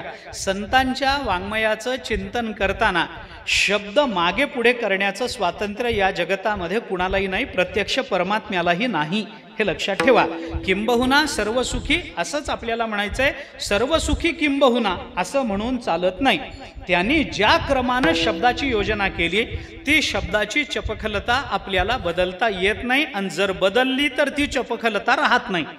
लक्षात घ्या, तो शब्द तसाच आहे, तसाच आहे. त्यांच्या मुखातून जे आलं ते महत्त्वाचं. आता आपल्याला अनेक उदाहरणं मी अशी सांगतो की ते प्रमाण आपल्याला वेगळ्या अर्थाने म्हणता येतं नाही असं नाही. विचार करून बघा, मोडोनिया वाटा सूक्ष्म गाथ्यातलं काय प्रमाण आहे? सूक्ष्म. आपण सूक्ष्म असंच त्याचा अर्थ सूक्ष्म असाच होतो, पण सूक्ष्म दुस्तर म्हणायचं नाही, सूक्ष्म असंच म्हणायचं. ते अशुद्ध वाटत असलं तरी तुकोबारांच्या मुखातून तसं आलंय म्हणून तेच शुद्ध आहे. आपली भाषा किती शुद्ध असू दे, अर्थ सूक्ष्म असाच होतो, मुद्दा तो नाहीच आहे. अर्थ सूक्ष्म असाच आहे, याच्यात वाद नाही, पण म्हणताना सूक्ष्म असंच म्हणायचं, दुसरं म्हणून चालत नाही. ते शब्द आहेत, त्या पद्धतीनंच उच्चारले गेले पाहिजेत. ते शुद्ध आहेत का अशुद्ध आहेत, तुम्ही नंतर त्याचा अर्थ करताना, त्याच्यावरचं विवरण करताना, त्याच्यावर कीर्तन करताना काय विद्वत्ता पणायला लावायची लावा, पण शब्द उच्चारताना मात्र त्यांच्या मुखातून जो आला तोच आपण घेतला पाहिजे. ज्या क्रमानं आला त्याच क्रमानं आपल्याला स्वीकारला पाहिजे. एक शब्द तुकाराम महाराजांनी वापरला, हेतो एक संता ठाई. या एक शब्दाची योजना तुकाराम महाराजांनी ज्या पद्धतीनं केली, त्या पद्धतीचा जर विचार केला तर या एक शब्दाच्या योजनेवरून या चरणाचे 2 अर्थ आपल्याला करता येतात बरं का. एक शब्द अशा ठिकाणी तुकाराम महाराजांनी ठेवलाय, अशा ठिकाणी वापरलाय की त्याची जागा जर आपण थोडी बदलू तर आपल्याला त्याचे 2 अर्थ करता येतात. हेतो एक संता ठाई लाभ पायी उत्तम. एक संता ठाईच हा उत्तम लाभ आहे, हा एक त्याचा अर्थ झाला. आणि हेतो एक संता ठाई लाभ पायी उत्तम हा एक शब्द काढून जर आपण उत्तम शब्दाला जोडून घेतला तर संता ठाई आपण जर गेलो आणि त्यांच्या पायी जर पडलो तर तिथं एक उत्तम लाभ आपल्याला प्राप्त होतो. आता या दोन्हीमध्ये काय फरक आहे? फरक काय आहे? एका वाक्यात, एका शब्दात जर फरक सांगायचा झाला तर आपल्याला असं चिंतन करता येतं की एक शब्द संतांना जोडला तर संतांची अलौकिकता कळते आणि किंवा संतांची अद्वितीयता कळते, आणि एक शब्द उत्तम शब्दाला जोडला तर संतांकडून प्राप्त होणाऱ्या लाभाची अलौकिकता आपल्याला कळते. एक संतांकडेच हा लाभ मिळतो म्हणजे संतांची अद्वितीयता झाली, दुसरीकडे कुठेही हा लाभ मिळत नाही, हा त्याचा अर्थ झाला. आणि एक शब्द जर उत्तम शब्दाला जोडला तर संतांकडे एकच उत्तम लाभ मिळतो म्हणजे अलौकिक लाभाची प्राप्ती फक्त संतांकडेच होते, बाकीच्यांकडे झाली तर लौकिक लाभाची प्राप्ती होईल. विठ्ठला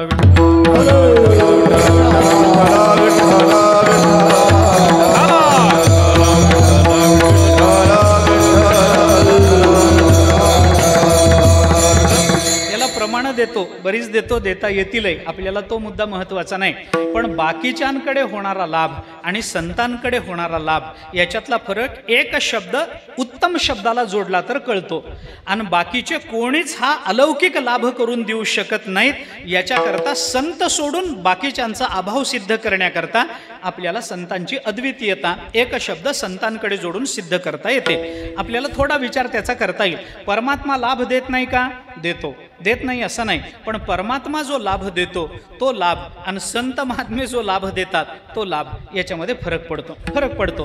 परमात्मा लाभ देतो मी त्याला लौकिकच मानेन, पण ज्ञानोबाराय जो लाभ देतात त्याला मी अलौकिक लाभ म्हणेन. बरं का, दोन्हीमध्ये फरक आहे. मला देवाला कमी लेखायचं नाही, देवाला अजिबात मला कमी लेखायचं नाही, पण ज्ञानोबारायांची स्तुती करताना देवाला कमी लेखावं लागेल तर एका पायावर माझी तयारी आहे. बरं का, कारण माझ्यासारख्या सामान्य माणसाच्या दृष्टीनं अंतःकरणातून विचार केला तर मला भगवंतापेक्षा ज्ञानोबारायांचं महत्त्व काकणभर जास्त वाटतं. बरं का, त्याची कारणं काय असतील ती असू देत, मला त्याची चर्चा करायची नाही, तो माझा विषय झाला, सोडून द्या तो विषय. परंतु बाकीच्यांकडून होणारा लाभ, संतांकडून होणारा लाभ, संतांकडूनच होणारा लाभ आणि बाकीच्यांकडून न होणारा लाभ याचा विचार आपण करा. म्हणून एक शब्द संतांना जोडला की संतांची अद्वितीयता सिद्ध होते, आणि एक शब्द जर लाभाला किंवा उत्तम शब्दाला जोडला तर लाभाची अलौकिकता सिद्ध होते. असे दोन स्वतंत्र अन्वय, दोन स्वतंत्र अर्थ एक या शब्दाच्या योजनेतून आपल्याला करता येतात. मी आपल्याला दोन्हीची प्रमाणं देतो. एक शब्द संतांना जोडला तर हे तो एक संताठाई, हा लाभ फक्त संतांकडेच होतो, बाकी कुणाकडेही होत नाही. मनुष्य काय म्हणतो, अहो अमकी अमकी वस्तू एक आमच्या गावात मिळते, बाकी मुंबईला गेला तरी मिळत नाही. मनुष्य म्हणतो की नाही, एक आमचं गाव आहे हो, बस तिथंच हे वातावरण आहे, बाकी जगात कुठंच असं वातावरण नाही. आता हा काही जग फिरून आलाय का? नाही, पण तो म्हणताना म्हणतो कारण त्याला आपल्या गावाची अद्वितीयता सिद्ध करायची. जगात माझ्या गावासारखं दुसरं गाव नाही असं त्याला सांगायचं आहे. एक माझ्याकडेच हा लाभ मिळतो, नाहीतर दुसरीकडे जगात कुठेही गेला तरी मिळत नाही. तसा हा लाभ फक्त संतांकडेच मिळतो. आता हे झालं संतांची अद्वितीयता. पण हाच एक शब्द उत्तम शब्दाला जोडला तर संतांकडे एक उत्तम लाभ मिळतो. आता एक उत्तम लाभ मिळतो म्हणजे संतांकडे एकच लाभ मिळतो आणि तो उत्तम असतो असा त्याचा अर्थ नाही. एक उत्तम लाभ याचा थोडा वेगळा अर्थ करतो, पुढं मला बोलता येईल पण जास्त विस्तार करता येणार नाही, म्हणून आत्ता विषय आलाय तर सांगून जातो. एक उत्तम लाभ याचा विग्रह करताना षष्ठी तत्पुरुष समासाने करा असं माझं म्हणणं आहे. एक उत्तम लाभ, एक हा शब्द संख्यावाचक घ्यायचा नाही, एक हा शब्द ब्रह्मवाचक घ्यायचा, परमात्मा वाचक घ्यायचा. देव किती आहे? एक. आपला तो एक देव करून घ्यावा. एक धरिला चित्ती आम्ही रखुमाईचा पती. एक आहे ना, एको देव हा केशवोवा शिवोवा म्हणतो की नाही आपण. एको देव हा सर्वभूतेषु गुढः सर्वव्यापी सर्वांतरात्मा. उपनिषद बोलताना एक शब्द परमात्मा वाचक मानला गेला. मग एक लाभ संतांकडे होतो याचा अर्थ संख्येनं एक लाभ होतो असं नाही. एक लाभ होतो, षष्ठी तत्पुरुष समास करा, एकाचा लाभ संतांजवळ होतो. एक कोण आहे? परमात्मा. म्हणजे संतांकडे जर आपण गेलो तर संतांकडे आपल्याला परमात्म्याचा लाभ होतो, हा त्याचा अर्थ होतो. विठ्ठला विठ्ठला धडा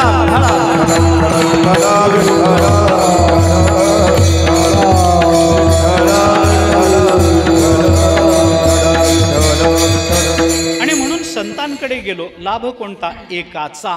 एकाचा म्हणजे कोणाचा? परमात्म्याचा लाभ होतो. संत दर्शनी हा लाभ, संत दर्शनी हा लाभ, संत दर्शनी हा लाभ,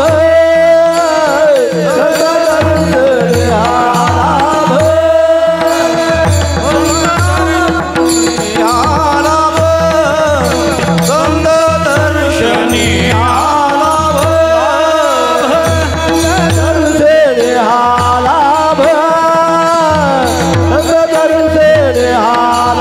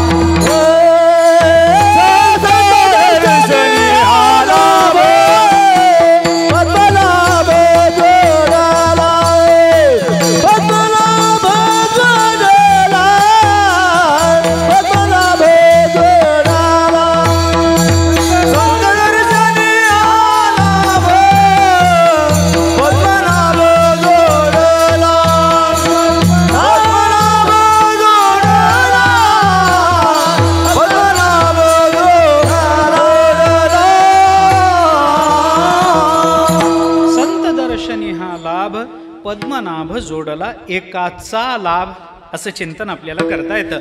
आता एक शब्द उत्तम शब्दाला जोडून एक उत्तम लाभ याचा जर विचार करायचा झाला तर संख्यात्मक दृष्टीने सुद्धा आपल्याला तो विचार करता येतो. संतांजवळ एक लाभ असतो. एक लाभ म्हणजे संख्येनं विचार करायचा झाला तर जगतामध्ये एकमेव लाभ असा आहे की ज्या लाभानंतर लाभाची संकल्पना संपून जात असते. बरं का, तो एक लाभ कोणता याचा फार विचार मला ज्ञानाचा लाभ आहे का भक्तीचा लाभ आहे का भक्तिप्रेमाचा लाभ आहे का कुंडलिनी जाग करण्याचा लाभ वगैरे त्या लाभामध्ये मी अडकत नाही. पण याच अभंगाचा जर विचार केला तर या अभंगामध्ये उत्तम शब्दाला एक शब्द तुकोबारांनी ज्या अर्थी जोडलाय आणि एक उत्तम लाभ म्हणून ज्याचा विचार केलाय त्याचा एकाचा विचार याच अभंगामध्ये तुकाराम महाराजांनी केलेला आपल्याला दिसून येतो. कुठं केला? त्या उत्तम शब्दाचाच विचार करताना आपल्याला ते चिंतन करता येतं. याच्याकरता काय करा, फार विस्तार नाही, पण प्रत्येक चरणाचा शेवटचा शब्द फक्त बाजूला काढा. आपल्याला लगेच उत्तम लाभाचं चिंतन करता येतं. बरं का, प्रत्येक चरणाचा शेवटचा शब्द बाजूला काढा आणि आपल्याला तसं सांगत जातो. आपण हे तो एक संता ठाई लाभ पायी उत्तम बाजूला काढा. म्हणविता त्यांचे दास पुढे आस उरेना बाजूला काढा. कृपादान केले संती कल्पांतीही सरेना बाजूला काढा. आणि तुका म्हणे संत सेवा हेची देवा उत्तम बाजूला काढा. काय शब्द आले? उत्तम, उरेना, सरेना, उत्तम. 4 शब्द बाजूला आले. उत्तम, उरेना, सरेना, उत्तम. वर एक उत्तम, खाली एक उत्तम, मध्ये उरेना आणि सरेना. आलं? जमलं?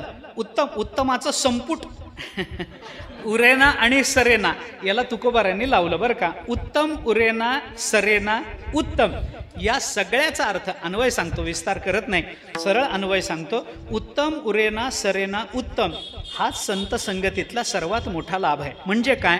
काय उरेना हे उत्तम आणि काय सरेना हे उत्तम हे संत संगतीशिवाय अन्यत्र कळत नाही. हा संत संगतीतला सर्वात मोठा लाभ. विठ्ठला विठ्ठला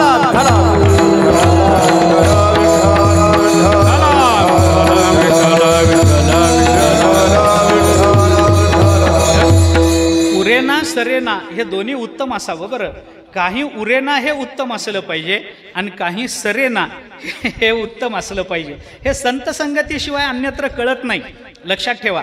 मी त्याचे अनेक प्रमाणं आपल्याला देईन. काय असतं, माणसाच्या जीवनामध्ये सगळंच उरत नाही आणि सगळंच सरत नाही. काही गोष्टी उराव्या वाटतात त्या सरतात आणि काही सराव्या वाटतात त्या जन्मजन्मात उरून बसतात. शोकांतिका हीच आहे. उरावं वाटतं ते सरत जातं, सरावं वाटतं ते उरून बसतं.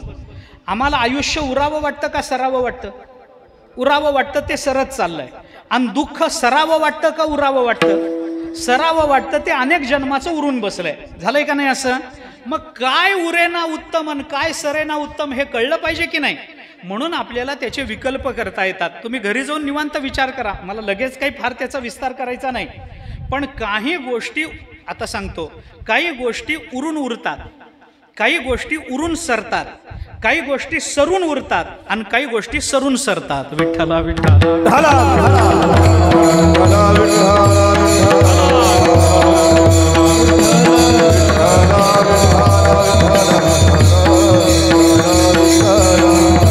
ऐका, मग काय उरेना काय सरेना हे उत्तम असलं पाहिजे. दोन्हीकडे उत्तम आहे ना.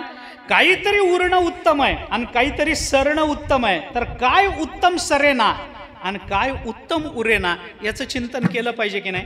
त्याचं उत्तर तुकोबारांनी आपल्याला देऊन ठेवलंय. तुका म्हणे का मरणेची सरे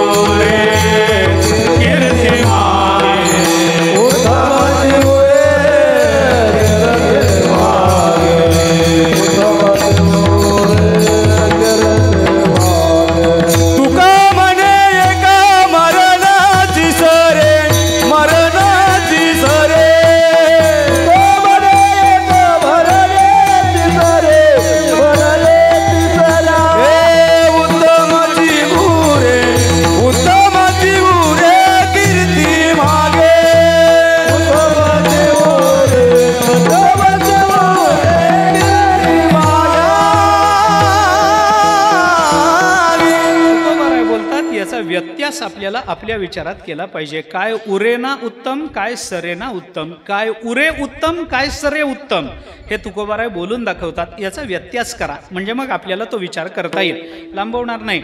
कारण उरे काय उत्तम उरेन काय, अहो माणसाचं मरण सरावं, उत्तम रीतीनं सरावं, आणि माणसाची कीर्ती उरावी, ती उत्तम रीतीने उरावी, हे तुकोबारायांचं बोलणं आहे की नाही.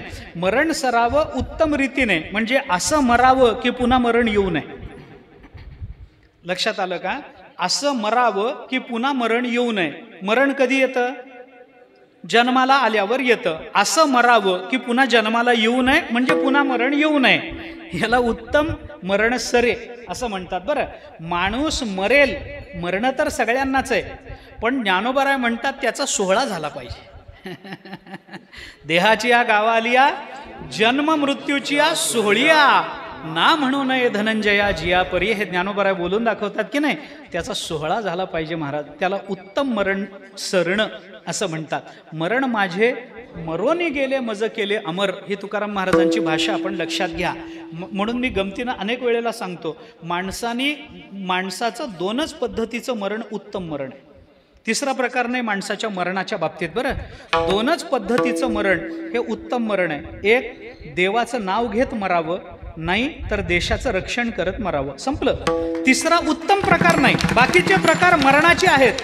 उगी जाता जाता गाडीच्या खाली आला आणि मेला, मग जन्माला आलासच कशाला? काय करायचं जन्माला येऊन? काय उपयोग काय त्याचा? लोकमान्य टिळकांच्या जीवनात सांगतात. ते टिळक गेले लंडनला, ते केस लढवायची होती म्हणून गेले परदेशामध्ये. गेल्यानंतर ते त्यांच्या विचारात राहायचे. आता ते परदेश तिथलं काय वाहनांची शिस्त, ते अमुक तमुक, ते नियम पाळा, अमुक आहे तमुक आहे.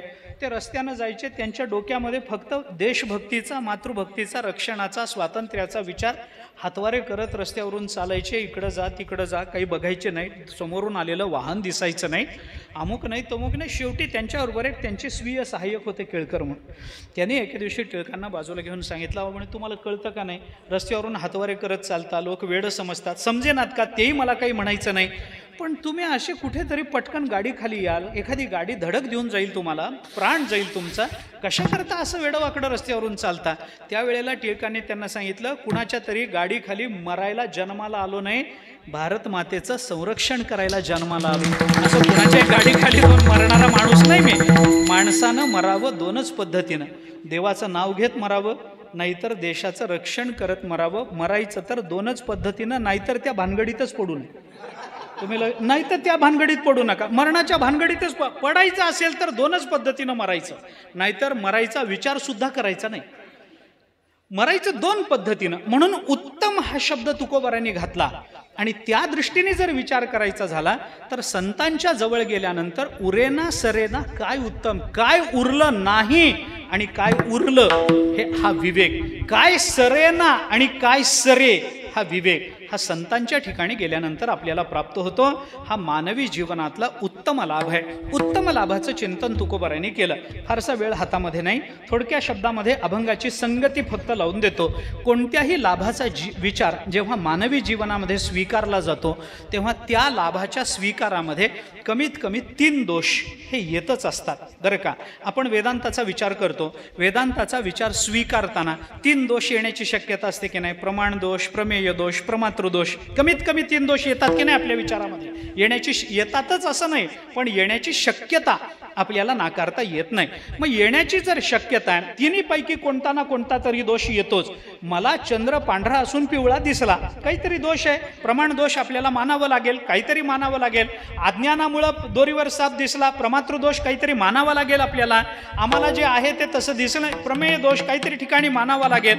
प्रमेय, प्रमात्र आणि प्रमाण या तिन्ही दोषापैकी एखादा दोष जरी उत्पन्न झाला तरी होणारं ज्ञान यथार्थ मानलं जात नाही, आहे की नाही? तिन्हीपैकी एक. तिन्ही निर्माण होतात, होत नाहीत, हा भाग वेगळा. पण एक जरी निर्माण झाला तरी ते ज्ञान आपल्याला यथार्थ मानता येत नाही, प्रमाद ज्ञान त्याला म्हणता येणार नाही, असं आहे की नाही? तसाच विचार आपल्याला इथंही करावा लागतो. म्हणून मी थोडा विचार वेगळा सांगतो, दृष्टांत काढून टाकतो त्याच्यातले. तुकाराम महाराजांनी आपल्याला उत्तम पद्धतीचा लाभ सांगितला. संत संगतीत जा, तुम्हाला उत्तम पद्धतीचा लाभ मिळेल, मान्य आहे. मग लोकांनी तुकाराम महाराजांना विचारलं की तुकोबाराय, तुम्ही आम्हाला संतांजवळ गेल्यानंतर उत्तम लाभ आहे असं आम्हाला सांगता, आम्हाला विचारानं पटलंय, पण याच्यामध्ये 3 दोष येण्याची शक्यता आम्हाला वाटते.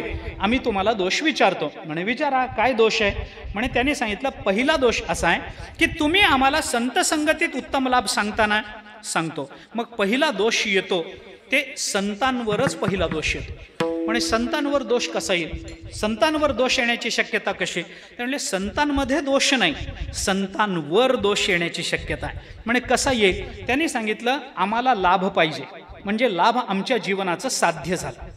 त्याच्याकरता आम्ही काय केलं पाहिजे, संत संगती केली पाहिजे. म्हणजे संत संगती हे झालं साधन, बरोबर. म्हणजे संत संगती या साधनाने उत्तम पद्धतीचा लाभ आम्ही मिळवला पाहिजे. लाभ हे झालं उत्तम लाभ, हे झालं साध्य, आणि त्याच्याकरता संत हे झालं साधन. आता त्या साधनावर पहिला दोष येतो.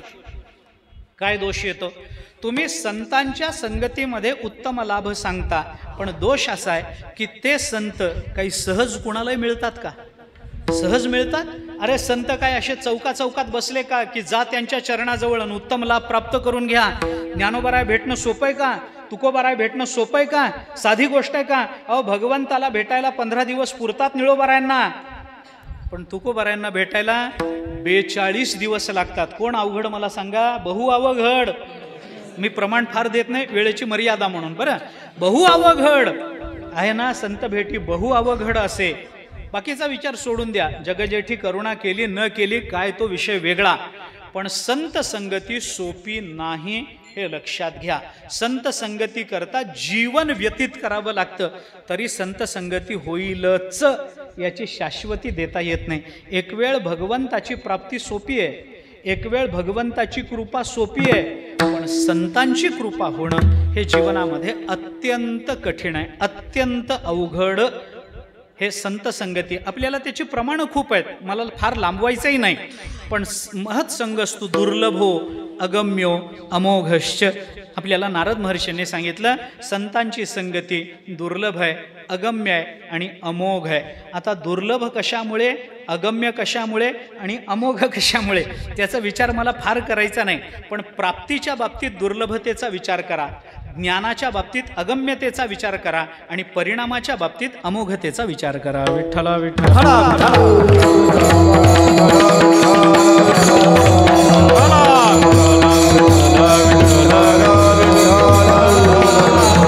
कारण कोणत्याही लाभाचा विचार करताना याच 3 पद्धतीनं विचार केला जातो.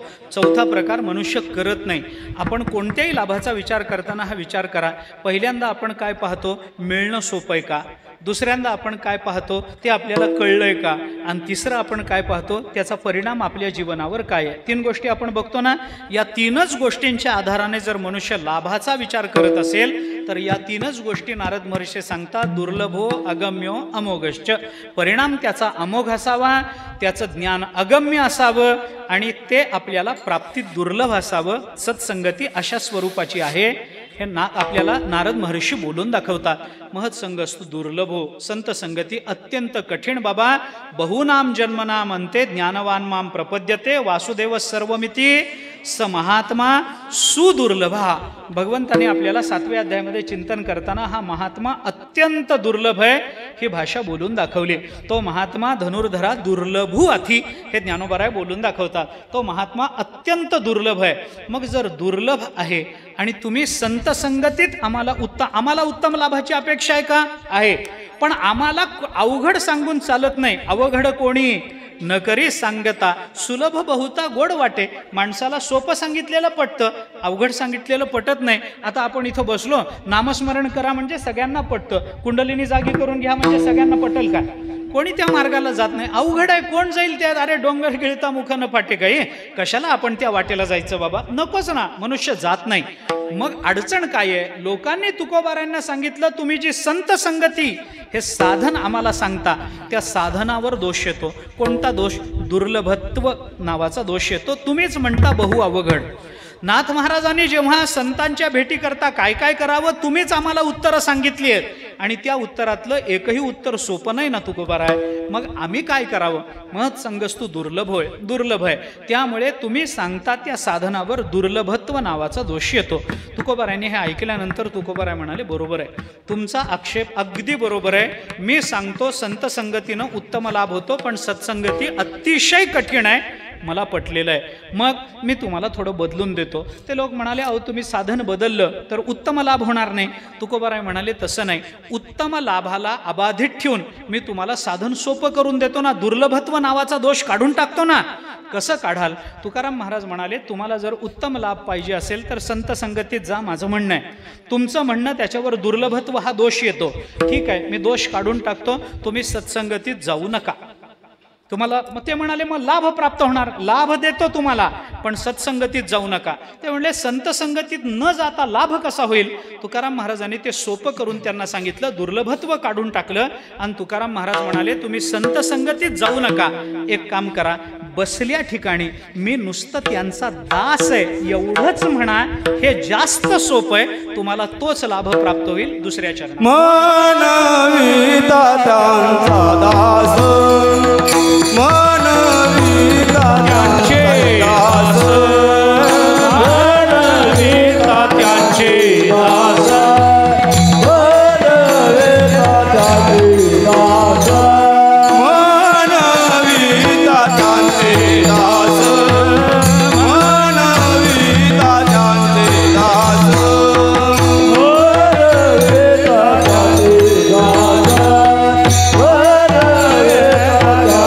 दास, पुरे आस, पुरे ना, पुरे आस, पुरे ना, मनविता त्यांचे दास, मनविता त्यांचे दास, पुरे आस, पुरे ना, पुरे आस, पुरे ना,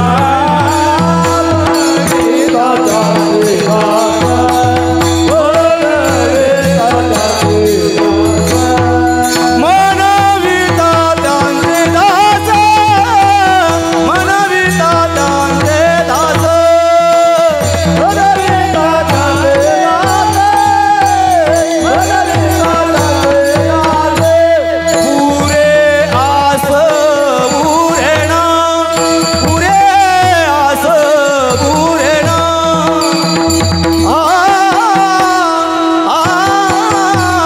मनविता त्यांचे दास,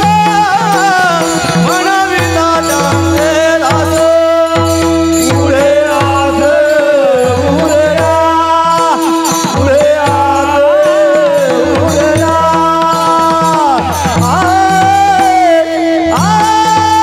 मनविता त्यांचे दास, मनविता त्यांचे दास. येणाऱ्या साधनावर जो दुर्लभत्व नावाचा दोष येतो त्या दोषाचं निराकरण करण्याकरता तुकोबाराय त्याला सौलभ्य प्राप्त करून देतात. सत्संगती अवघड आहे ना, नका जाऊ, बसल्या ठिकाणी मी ज्ञानोबारायांचा दास आहे एवढं म्हणायला आता काही अवघड आहे का? नाही, ज्ञानोबाराय भेटत नाहीत गोष्ट खरी, तुकोबाराय भेटत नाहीत गोष्ट खरी, पण बसल्या जागी मी त्यांचा दास आहे म्हणविता, करिता त्यांचे दास्यत्व नाही, म्हणविता, नुसतं म्हणा की मी ज्ञानोबारायांचा दास आहे, नुसतं म्हणून घ्या की मी तुकोबारायांचा दास आहे, पुढे आस उरेना असं फल त्याचं आपल्याला प्राप्त होतं. नुसतं म्हणून घ्या का? कारण दास्यत्व करणं आणि दास म्हणून घेणं याच्यातल्या त्यातल्या त्यात म्हणून घेणं हे सोपं आहे, करणं हे अवघड आहे. दास होणं ही अति कठीण गोष्ट महाराज, दास होणं सोपी गोष्ट नाही. अहो दास होण्याकरता काय काय करावं लागतं? दासास्तु प्रश्रितास्तस्य निदेशवशवर्तिनः विश्वस्ता प्रभुता ज्ञानम विनम्रित धियश्चते, हे दास्यत्वाचं लक्षण आपल्याला भक्तिशास्त्रांनी सांगितलं. एवढी सगळी लक्षणं असावीत तर त्याला दास म्हणतात. कुठं सांगत बसू ते सगळं, जाऊ द्या, सोडून द्या. दास होणं अवघड आहे, भल्या भल्यांना दास होता आलं नाही. सेवा धर्मो परमगहनः योगिनामपि अगम्यः असं भर्तृहरीने म्हटलंय. भर्तृहरी म्हणतात सेवा हा धर्म इतका गहन आहे की योग्यांना सुद्धा सेवा दास कसा असतो हे योग्यांना सुद्धा कळत नाही, आणि योग्यांना सुद्धा दास्यत्व कळत नाही, म्हणूनच कोरपत्र पाठवावं लागतं. जर कळलं असतं तर दास्यत्व स्वीकारलं असताना महाराज. दास होणं म्हणजे काय हे योग्यांना सुद्धा कळत नाही. ही वस्तुस्थिती आपल्याला नाकारता येत नाही. म्हणून दास होणं फार अवघड. आपल्या मनाला येईल ते काम करणं याला दास्यत्व म्हणत नाहीत. मालकाचं मनोगत ओळखून असणारं काम आणि त्या कामाच्या अनुषंगाने होणारी इतर कामं ही एकत्रित करणं हे चांगल्या दासाचं लक्षण आहे. हे लक्षात घ्या. रामचंद्र प्रभूने लक्ष्मणाला उपदेश करताना मारुतीरायाचं वर्णन सांगत असताना 3 पद्धतीच्या दासाचं चिंतन केलंय बरं. एक उत्तम दास, एक मध्यम दास आणि एक अधम दास. आणि आपल्या संतांनी वर एक वाढवला आणि खाली एक वाढवला आहे. उत्तमोत्तम दास, उत्तम दास, मध्यम दास, अधम दास, अधमाधम दास. बरं का, 5 प्रकार आपल्याला करता येतात. विस्तार करत नाही, एकेका वाक्यात सांगतो. मालकाने काम सांगितल्यावर काम न ऐकता मालकालाच काम सांगणारा अधमाधम दास. बरं का, मालकाने काम सांगितल्यानंतर ते काम अर्धवट करणारा अधम दास. मालकाने काम सांगितलं तेवढंच काम करणारा मध्यम दास. मालकाने काम सांगितल्यानंतर ते काम चोख करणं आणि त्या कामाच्या अनुषंगानं इतरही कामं करणं उत्तम दास. आणि कोणतंही काम न सांगता सगळी कामं करणं हा उत्तमोत्तम दास आहे. विठ्ठला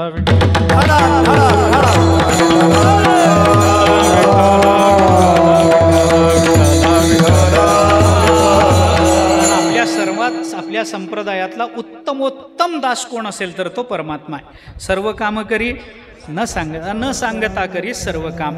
कोणतंही काम त्याला सांगावं लागलं नाही. ज्ञानोबरायांची भिंत ओढायला काही आमंत्रण नव्हतं, स्वतःच आले. जनाबाई बरोबर दळू लागायला आमंत्रण नव्हतं, स्वतःच आले. न सांगता करी सर्व काम, कोणतंही काम. म्हणून सगळ्यात उत्तम दास कोण आहे? संतांचा, बरं, तुमचा आमचा नाही. तर परमात्मा हा उत्तमोत्तम दास. आणि अधमाधम दासाची उदाहरणं सांगायचं कारण नाही, आपण सगळे त्या वर्गातले. कशा करता मी आपल्याला सांगतो. आपलं ओझं, प्रपंचाचं ओझंही आपण त्याच्यावर टाकतो. देव आपल्याला प्रपंच नीट करा म्हणतो तर आपण त्याला म्हणतो आमचाच प्रपंच तूच कर बाबा, आम्हाला काय कळत नाही. आम्ही त्याच्यावरच भार टाकून मोकळे होतो. जाऊ द्या, मुद्दा सोडून द्या. उत्तमोत्तम दास. दास होणं अति कठीण असतं. त्याच्यापेक्षा होण्यापेक्षा म्हणविता. म्हणून तुकाराम महाराज म्हणाले फक्त म्हणवून घ्या. म्हणे निवृत्ती दासू अवधारी जोजी. निवृत्ती दास. ज्ञानोबरांनी स्वतःला निवृत्तीनाथ महाराजांचा दास म्हणून घेतलं. दास म्हणून घ्या. दास्यत्व हे एवढं स्वीकारा, म्हणवून घ्या. सोपं केलं. लोकांनी तुकोबारांना सांगितलं तुम्ही केलं ते बरोबर आहे. आता दुर्लभत्व नावाचा साधनेवरचा दोष गेला, पण आता दुसरा एक दोष आमच्या मनात येतो, तो साध्यावरच येतो. काय साध्यावर दोष आहे? लोकांनी सांगितलं तुकोबाराय तुम्ही आम्हाला सांगता संत संगतीत जाऊन उत्तम पद्धतीचा लाभ करून घ्या, पण अडचण अशी आहे कोणताही लाभ जेव्हा आम्ही करून घेतो, मी उदाहरणाने बोलतो, एखाद्या माणसाला लाखभर रुपये मिळाले, लाभ वाटतो की नाही? प्रपंचातला का असेना, पण लाभ झाला असं वाटतं की नाही? वाटतं. आता हे लाख रुपये किती दिवस टिकतील हो? 1 दिवस, 2 दिवस, 3 दिवस. त्याच्या सवयी कशा आहेत त्याच्यावर बऱ्याच पक्षी अवलंबून असतं. पण तरी काही का असेना, कसं का असेना, पण तरी सुद्धा त्याला ते 1 वर्षभर टिकेल. सांभाळून वापरलं तर 5 वर्ष टिकेल. लाखभर रुपये 10 वर्ष टिकतील, 15 वर्ष टिकतील, 50 वर्ष टिकतील. पण कधी ना कधीतरी पोरग ते खर्च करणारच. त्याची एवढी याच्या नावावर नंतर का होईना होणारच की हो, कधी ना कधीतरी होणारच. असं चालायचंच. पित्याचे जे काय धन पुत्रा कोण वंचिल. तुकोबार आहे तो बोलून दाखवतात. पित्याचे जे काय अरे पित्याचं धन पुत्राशिवाय दुसऱ्या कोणाला मिळणार, आणि तो खर्च करणार. मग कधी ना कधीतरी तो लाभ निवृत्त होणार आहे. त्याला काळाचं परिमाण लागलेलं आहे. म्हणून तुम्ही सांगता त्या लाभावर नश्वरत्व हा दोष येतो. तुम्ही सांगता त्या साधनेवर दुर्लभत्व हा दोष आहे. तुम्ही सांगता त्या लाभावरती नश्वरत्व, निवृत्त होणारा, नष्ट होणारा लाभ आहे. जगतामधले सगळे लाभ आहे. तुकाराम महाराज सांगतात तो दोषही मी काढून देतो बाबा. संतांजवळ गेल्यानंतर, त्यांचा दास म्हणून घेतल्यानंतर जो लाभ तुम्हाला प्राप्त होतो तो लाभ असा 4-5 वर्षामध्ये संपणारा नाही. मग कल्प गेली तरी तो लाभ संपणार नाही. अभंगाच्या 3ऱ्या कृपादान केले संती, कृपादान केले संत, कृपादान केले संती, कृपादान केले संत, कृपादान केले संती,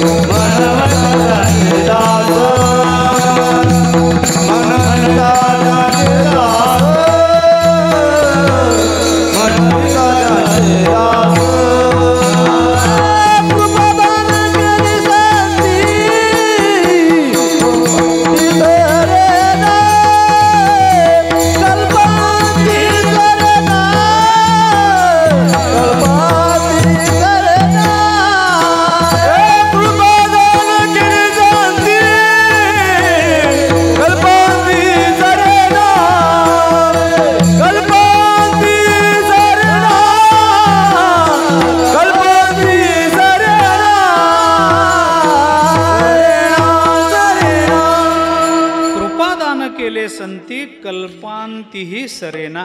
तुम्ही जो नश्वरत्व दोष देता ना साध्यावर, मी जे साध्य सांगतोय ते कल्पांतीही सरेना. कल्प कल्प गेले तरी हा लाभ संपणारा लाभ नाही. कोणता लाभ? कृपादान केले संती. कृपादान केले संती. कृपादान हे दोन शब्द एकत्रित केलेत बरं तुकोबारायांनी. नाहीतर कृपा वेगळी असते आणि दान वेगळं असतं बरं का. मी गमतीनं सांगतो, कृपा वेगळी, दान वेगळं आणि अनुदान त्याच्यापेक्षा वेगळं. हे तिसरा प्रकार आहे तो त्याच्यातला, तो फार विचित्र आहे. कृपा वेगळी असते, दान वेगळं असतं. न मागता होते ती कृपा आणि मागितल्यानंतर मिळतं ते दान बरं का. रेडा काही मागायला गेला नव्हता म्हणून होता कृपा तुमची पशु बोले वेद बरं का. तिथं वापरलेला शब्द कृपा असा आहे. न मागता होते ती कृपा. रेडा मागायला गेला नाही, माझं कल्याण करा, माझ्या डोक्यावर हात ठेवा, माझ्या मुखातून वेद प्रकट करून घ्या, काही मागायला गेला नाही. होता कृपा तुमची पशु बोले वेद, निर्जीव चाले भिंत महिमा गाद. निळोबाराने ज्ञानोबारांची जी आरती केली त्या आरतीमध्ये पहिला शब्द निळोबारांनी वापरला होता कृपा तुमची. कृपा न मागता होते ती कृपा आणि मागितल्यानंतर याचना केल्यानंतर मिळतं ते दान. आता विश्वात्मके देवे येणे वाग्यज्ञे तोषावे, तोषोनी मज द्यावे. असं मागितल्यामुळे पसाय दान हे त्याला दान म्हणावं लागतं. मागितल्यानंतर मिळतं ते दान, न मागता होते ती कृपा बरं का. म्हणजे आता या दोन्हीतला फरक लक्षात घ्या बरं. न मागता होते ती कृपा, मागितल्यानंतर मिळतं ते दान आणि घेणाऱ्याला आणि देणाऱ्याला दोघालाही लाज नसते ते अनुदान. हे त्याच्या पुढचा प्रकार. कशा करता मी बोलतो, पुढचा विचार सोडून द्या. पण कृपादान केले संती कल्पांतीही सरेना. आता इथं सुद्धा कृपादान हा याचा विग्रह करावा लागतो. ही संधी केली तुकाराम महाराजांनी. वास्तविक कृपा शब्द वेगळा आहे, दान शब्द वेगळा आहे, पण तुकाराम महाराजांनी त्याची संधी करून कृपादान असा एकच शब्द केला आहे. आपण गाथा काढून बघा, कृपादान एक शब्द आहे, दोन स्वतंत्र शब्द नाहीत. मग त्याचा विग्रह करायचा झाला तर संधीचा विग्रह करताना कुठला तरी विचार करावा लागतो, प्रकार करावा लागतो. पुन्हा तेच करा. काय करा? षष्ठी तत्पुरुष. कृपादान केले संती म्हणजे कृपेचं दान. कृपा आणि दान आणि कृपेचं दान दोन्ही पद्धतीनं आपल्याला हा समास सोडवता येऊ शकतो. द्वंद्व करा चालेल, षष्ठी तत्पुरुष करा चालेल. द्वंद्व करत असताना कृपा आणि दान केले संती असं करा. संतांनी काही वेळेला मागितल्यानंतर आपल्याला दिलं आणि संतांनी न मागता बरंचसं आपल्याला दिलं. चिंतन करून पहा आपण. काही वेळेला न मागता दिलं, काही वेळेला मागून दिलं. काही वेळेला तुकोबारायांना प्रार्थना करावी लागली तेव्हा निळोबारायांना दर्शन झालं. आणि तुकोबारायांचे जे 4-4.5 हजार अभंग आपल्या पदरात पडले ते आपण काय तुकोबारायांना मागायला गेलो होतो काय? नाही. त्यांनी आपल्यावर केलेली ती कृपा आहे. गाथा म्हणजे तुकोबारायांनी केलेली कृपा, ज्ञानेश्वरी म्हणजे ज्ञानोबारायांनी केलेली कृपा, हरिपाठ म्हणजे ज्ञानोबारायांची तुमच्या माझ्यावर झालेली कृपा. हे लक्षात घेतलं पाहिजे. आणि अशी कृपा संत महात्मे करतात, कृपाही करतात. कृपा आणि दान केले संती कल्पांतीही सरेना. द्वंद्व समास करा. नाही तर कृपा दान म्हणत असताना षष्ठी तत्पुरुष करा. कृपेचं दान संत महात्मे करतात. कृपेचं दान करतात म्हणजे काय करतात? याचा सरळ अर्थ असा की कृपा करण्याची त्यांची अंतरंगातली अतिशय अतिशय मवाळ अशी जी भूमिका आहे. ज्ञानोबारायांच्या भाषेत बोलायचं झालं तर आता उपाय वन वसंतू, आज्ञेचा आहे वतंतू, अमूर्तची परिमूर्तू कारुण्याचा. हे जे कारुण्य त्यांच्या अंतःकरणात साठवले की नाही, हे कारुण्याचं प्रकट रूप म्हणजे त्यांनी केलेली कृपा आहे बरं का. म्हणून कृपेचं दान अशी षष्ठी तत्पुरुष समासानं याचा जर विग्रह करायचा झाला तर त्यांच्या अंतःकरणातल्या कृपेचं म्हणजे कारुण्याचं दान जरी तुम्ही आम्ही मागितलं तर ती कृपा करण्याच्या सामर्थ्याचं सुद्धा ते आम्हाला दान करतात. म्हणून ते कल्पांतात सरत नाही. विठ्ठला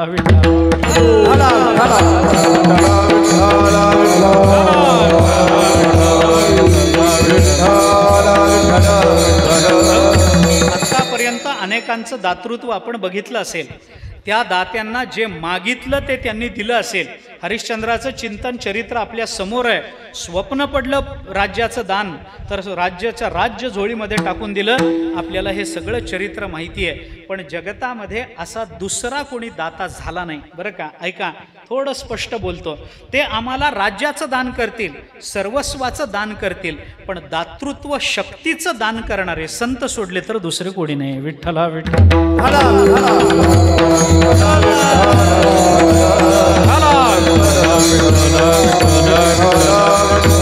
तुकोबारायांनी दातृत्व शक्तीचं दान केलं. म्हणून गाथ्याचं चिंतन करणारे, ज्ञानेश्वरीचं जीवन, ज्ञानेश्वरीमय जीवन झालेले हे वाटेल त्याचं दान करायला तयार होतात. का? कारण त्यांना ज्ञानोबारायांनी दातृत्वाचंच दान केलंय, दातृत्वच प्रदान केलंय. तुकोबारायांनी त्यांना दातृत्वच प्रदान केलंय. त्याच्यामुळे ज्याची बुद्धी गाथ्यात अडकते त्याची बुद्धी प्रापंचिक विषयात अडकत नाही. हे त्याचं मूळ कारण, म्हणजे खरं कारण ते आहे. आणि त्याच्यामुळे वाटेल त्याचं दान करायची त्यांची तयारी असते. असो, विषय स्वतंत्र होईल. लोकांना तुकाराम महाराजांनी सांगितलं, अरे कल्पांतापर्यंत सरत नाही नश्वरत्व, काय दोष देता? नश्वरत्व दोष काढून टाकला. आता त्या लोकांनी सांगितलं, तुकोबाराय आमच्या मनामध्ये अजून एक आक्षेप आहे. तुकोबाराय म्हणाले, हरकत नाही, माझ्याकडे एकच चरण आहे, बोला काय आक्षेप आहे तुमचा? त्यांनी सांगितलं की संत महात्म्यांची भेट कठीण आहे, म्हणून तुम्ही आम्हाला दुर्लभत्व दोष काढून दिला. म्हणविता त्यांचे दासदास म्हणून घ्या. आम्ही साध्यावर आक्षेप नोंदवला आणि साध्य आम्हाला नश्वर वाटतं असं म्हणून दाखवलं, तर तुम्ही त्या साध्याचं नित्यत्व सिद्ध करून दिलं, नश्वरत्व दोष काढून टाकला. आता आणखीन एक आक्षेप आहे. काय आक्षेप आहे? त्यांनी सांगितलं, संतांकडे गेल्यानंतर उत्तम पद्धतीचा लाभ होतो, मान्य आहे. संतांचा दास म्हणून घेतल्यानंतर उत्तम पद्धतीचा लाभ होतो, मान्य आहे. आमची शंका अशी आहे की तुमचं एक वचन आम्हाला प्रतिबंध म्हणून आडवं येतं. काय आडवं येतं?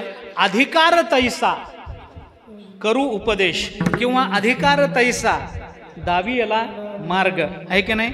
मग संतांकडे गेल्यानंतर संत ज्याचा जेवढा अधिकार आहे तेवढंच त्याला देतील की नाही? जर तुम्ही मुंगीवर गजाचं पालाण घालाल तर त्या मुंगीला पेलवेल कसं, मला सांगा? ज्याचा जेवढा अधिकार आहे त्याला तेवढं मिळावं. माणसांच्या तक्रारी असतात, आम्हाला 200 रुपये मिळाले, त्याला 2 लाख मिळाले. माणसाला वाईट वाटतं, शेजारच्याला 2 लाख मिळाले, मला 200 मिळाले, कारण तुझी अक्कल 200 पर्यंतच आहे म्हणून. देव वेडा नाही, तो ज्याला जेवढं झेपतं तेवढंच देतो. 2 लाख आपल्याला देणार नाही. आपल्याला दारूचं व्यसन लागलं त्याच्यात, तर आमच्या भविष्याची चिंता जर परमात्मा करून आम्हाला कमी पैसे देत असेल तर आमच्यावरची कृपाच म्हणली पाहिजे की हो? आमच्यावरची ती कृपाच झाली ना, तक्रार करायचे काय कारण आहे? संत देताना अधिकार तैसं देतील की नाही? ज्याचा जेवढा अधिकार तेवढं त्याला दिलं पाहिजे. मला सांगा, संपूर्ण कुरुक्षेत्रावर गीता किती जणांना सांगितली? अर्जुनाला ऐकणारे नव्हते काय? सगळ्यांनाच कान होते, पण अधिकार कुणाचा होता? सगळ्यांचा अधिकार नव्हता. ना भीष्माचार्यांचा अधिकार, ना धर्मराज युधिष्ठिराचा अधिकार. अधिकार फक्त अर्जुनाचा. संन्यास घ्यायला गेला तर बायको करून आला, त्याला गीता आहे. सगळ्यांना गीता नाही, हे लक्षात घ्या. मी का बोलतो आपल्याला? अधिकार तैसा दावियला मार्ग. मग आमचा जेवढा अधिकार आहे तेवढंच संत आम्हाला देतील. मग आम्ही जीव कसा आहे? ममैव अंशो जीव लोके. जीव हा अंश रूप आहे, जीव हा अंश आहे. मग अंशरूप असणारा जीव संतांकडे गेल्यानंतर त्याचा अंशिक अधिकार बघून संत त्याला लाभ अंशतः देतीलच की नाही? म्हणजे संत आम्हाला अंशतःच लाभ देतील. मग संतांच्या ठिकाणी अपरत्व आलंच.